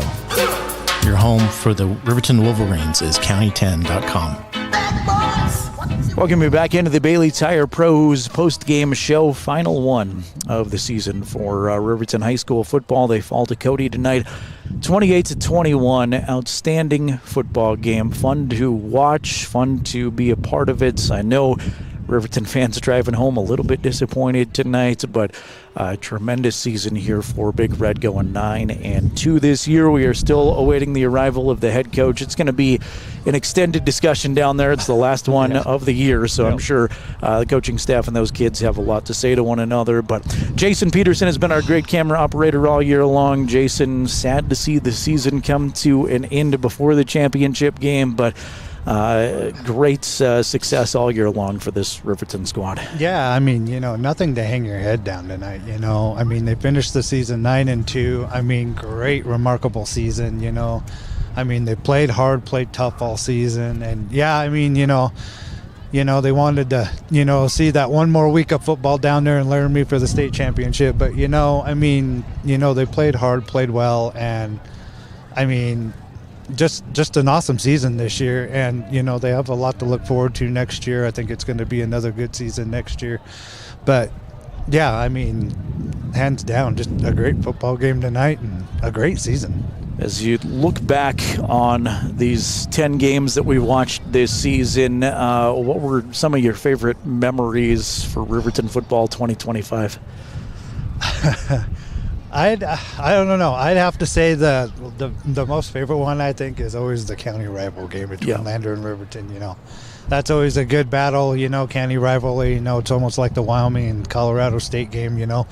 But that's always my usual favorite game to be a part of. But I mean, all the games this year were awesome. So, but if I had to pick one, that would be my favorite one. But yeah, I'm gonna go the Douglas game, and I know maybe in hindsight that's not the biggest win of the season for Riverton, but that felt like a real point in the season where you went, okay, this team's legit. Mm-hmm. They put a big time performance against Douglas and dominated in all three phases. They shut out a team that has driven them nuts through the years.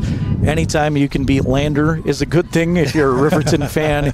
And that county rivalry game was great this year. It should be great again next year. A lot of fun, Fremont County football. But I'll say Green River because you got a playoff win. But this one tonight, honestly, might have been one of my favorites. You watched a scrappy group of kids give it their all, try as hard as they could in the face of adversity, and they gave a tremendous team everything they could handle tonight. Yeah, I mean, I think this is my favorite game of the whole season right here. I mean, coming down, you play Cody again. coming down to the semifinals. And I mean, and they played well. They played a lot, I mean, it was a close game all the way, basically. So, but, I mean, they gave it their all. They didn't give up. Both the offense and defense, I mean, really played really well. And, but like I said, hands down, you wanted to, see one more week of football. But, I mean, great season. Great season for the Riverton Wolverines. We got to see an outstanding line all year, offensively and defensively. We got to watch Hunter Saltzgaver break the all-time rushing mark at Riverton High School, surpassing the late Sean Brogdon. And I think he's the fastest kid I've ever seen in football so far. I remember Sean. I went to school with him. He graduated the year before me, and watching those Riverton teams in the early 2000s retreat, and honestly, it jarred some memories over the last week or two, realizing that Saltzgaver broke that Sean Brogdon rushing mark and how significant that was this season. Hunter, a great player all three phases, great kicker, great DB. I think they missed him defensively a lot tonight, but next guy up, they filled those roles as well as they could. And then we got to see Blake Gattenbein break the all-time Riverton High School completion mark, which was really cool too. And Blake took another big step this season in being a confident, cool, composed quarterback, and it was sad to see him not out there tonight. I think that's the most accomplishments I think we've seen in a season and everything, with Hunter Saltzgaver and Blake Gattenbein. I mean, but yeah, I mean, hats off to those guys and everything. They did, an awesome job this year. So, yep, they certainly did. We'll get the mic over here to the coach, Mark Lenhart, joining us. Coach, I don't know what to say after one like that, but that was, from up here at least, a fantastic performance and a fantastic football game. Your thoughts? Yeah, no, I can honestly say that in, all my years I've coached, I only know this is my 151st game. Hold on, let me put the headphones. Yeah, go for it. We're making you juggle here. Yeah, someone told me, like my last game, I guess, was my 150th game as head coach. Someone told me that, so I was like, oh, well, now I can do simple math and know this is my 151st. But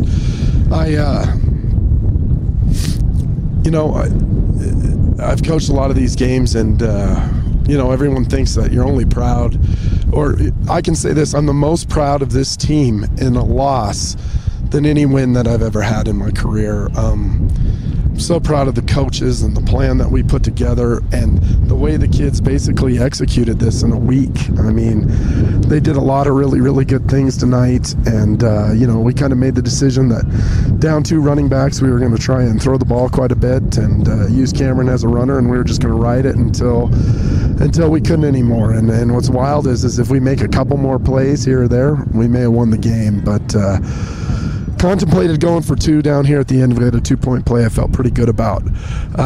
Chose not to, just because the way our defense had been playing, and you don't want to lose the momentum. And kudos to Cam Heil for coming in and kicking 3 extra points and making them. That's not easy to do in a state semifinal game, but very proud of our players, the effort that they put forth. I mean, to be down 3 high quality starters like we were, and for guys to step up and play the way they did. I mean, obviously the first one you look to is Cam Vincent. I mean, I don't know how many tackles he had on defense, but he had to have, had 12 to 13 tackles, and then turns around and runs it probably 15 times and then throws. I mean, he was kind of did a lot of things. Gage Treber stepped up. We kind of knew that he would be a part of the plan, and he did a lot of really good things. And, across the board, I mean, our offensive line and pass protection, for as many times as we threw the ball tonight, did a terrific job. So proud of our guys.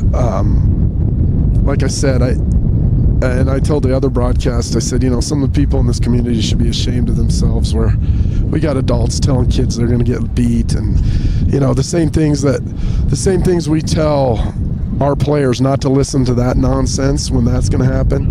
The same thing when they say we're going to win by 40 in some of our games too, and people just need to not listen, and just, they need to not listen to the rat poison and let the kids play, and don't worry about that sort of stuff, because our kids showed out tonight. They played a great game.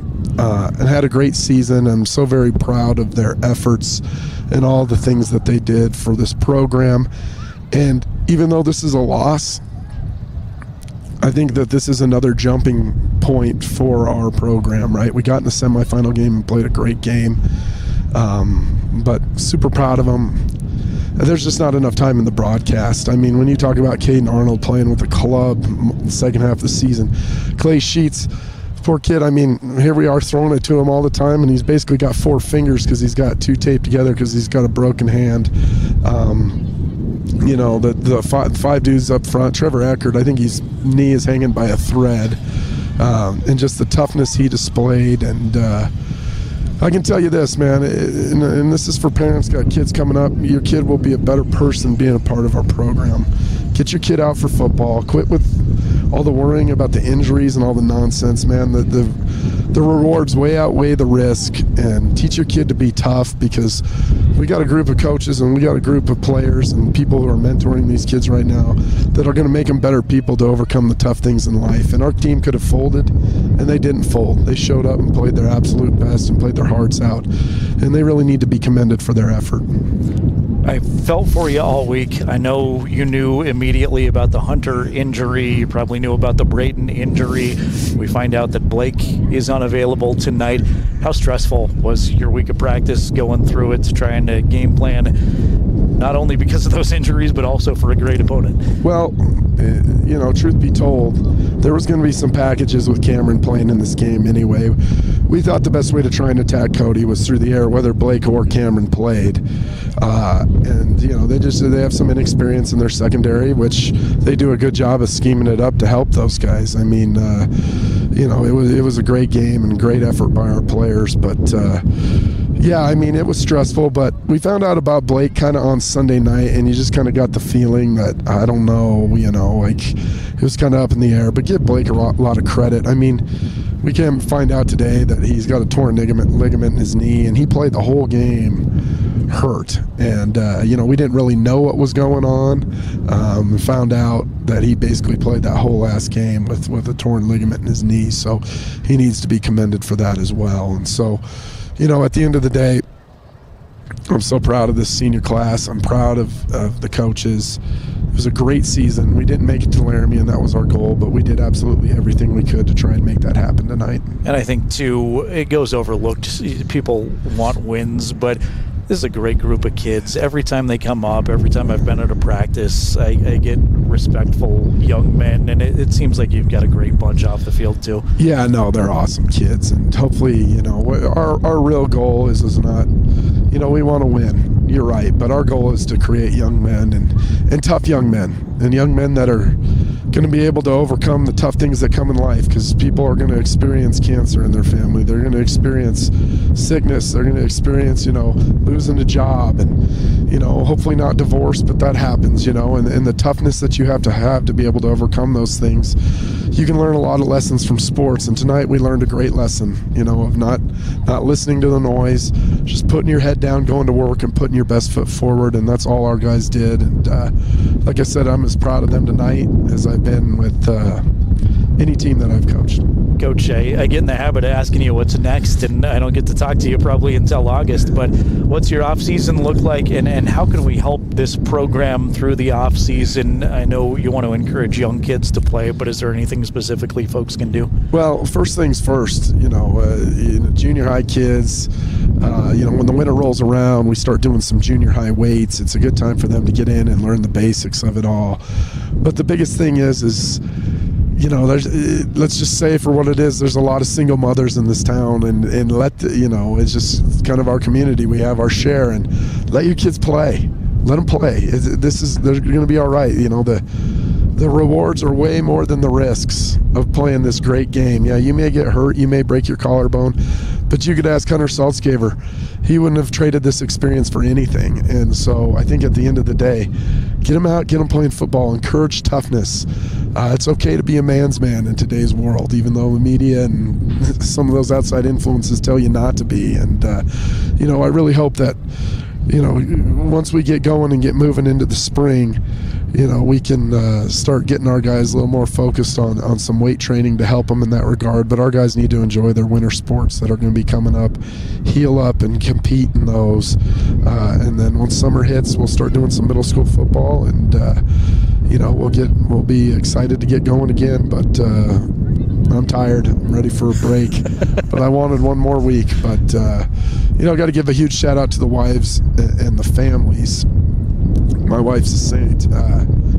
She lives all this stuff with me, and I tell people that, I've been doing this my 15th year as a head coach. I think she's been with me for 13 of them, and for 3 months a year, I'm an absentee father and husband. You're home, but you're not home, and I wish I was wired differently, but that's just who I am. And she's right there and goes through the ups and downs with everybody, and or goes through the ups and downs with us. I love her. There's nobody else who can handle me. And so, all the wives of our coaches, they sacrifice a lot because we put in a lot of time to try and help these boys be successful, not just as players, but as young men. It's been fun seeing the culture change. It's been fun being a small part and being around the program of these kids and the parents and coaching staff. So I appreciate you've been very generous with your time. Appreciate it all season, and I already can't wait for next year. All right. Thanks, Jerrad. Appreciate it, bud. Thank you guys so much for the coverage, and gosh dang it, let's try and get to Laramie next year. Absolutely. That sounds like a good plan. Coach Mark Lenhart joining us here on the Bailey Tire Pros post-game show. Always courteous with his time, be it at practice when I come and bug him during the week or during the pregame show when I come interrupt him from his normal routine, and certainly coming up here, win or lose, every time to talk to us and hear my dumb questions. I appreciate that. The other guy I appreciate before we sign off tonight is Jason Peterson. Jason has been with us every single game this season. Jason, any closing words of wisdom from you? Any final thoughts? Yeah, it's been an honor, Jerrad. Working with you, I think, what is this, my third year with you anyway. Third year with me, and then I know you were with John before that. So you've been around. You've been around the block a time or two. Fifth or sixth year, yeah. It feels like an eternity, but it's been good working beside you and everything else. I look forward to this every year. I'm already looking forward to that next year, and we haven't even hit basketball season yet. So, but just hands down, good season, and we got less than a month away before we get to do it all over again, but hands down, good season and good working with you. Yeah, you as well, Jason. Appreciate you as always, and I know folks that tune in religiously may know this, but you live in the very corner, the northeast corner of the state, basically. You're basically a South Dakotan, but you travel for home games. There's no close away games, so you're traveling all across the state. So we appreciate you putting those miles on and being here for us, Jason. Yeah, I love doing it, like I said, I've been doing it for a long time now, and just it's something I enjoy doing, and keeps me out of trouble too, so but well, we need you out of trouble. We can't be having that. So glad to work with you, and want to give a huge thank you again all the County 10 team, Will Hill, Scott Fuller, for allowing me to do this again. It really is, not to go too far into the weeds here as we're trying to wrap up, but growing up, this is what I wanted to do, and I'm thrilled to be able to do it and be around a program like this. So my thanks to everybody at County 10 for allowing us to bring you Riverton High School football. All of the sponsors all year long. Honestly, it is costly to have equipment to travel across the state, and if it weren't for the folks that you've heard on these broadcasts, we wouldn't be able to do this. So thank you for supporting Riverton High School football, and we look forward to basketball season, which begins December 11th from the Oil City Classic. Jason and I will be back with you then. So one final time here from Wolverine Field for the football season. Riverton finishes 9-2 on the year. They lose to Cody in the semifinals, 28-21. For the County 10 staff, for Jason Peterson, I'm Jerrad Anderson. Have yourself a great rest of the weekend. We say farewell from Wolverine Field.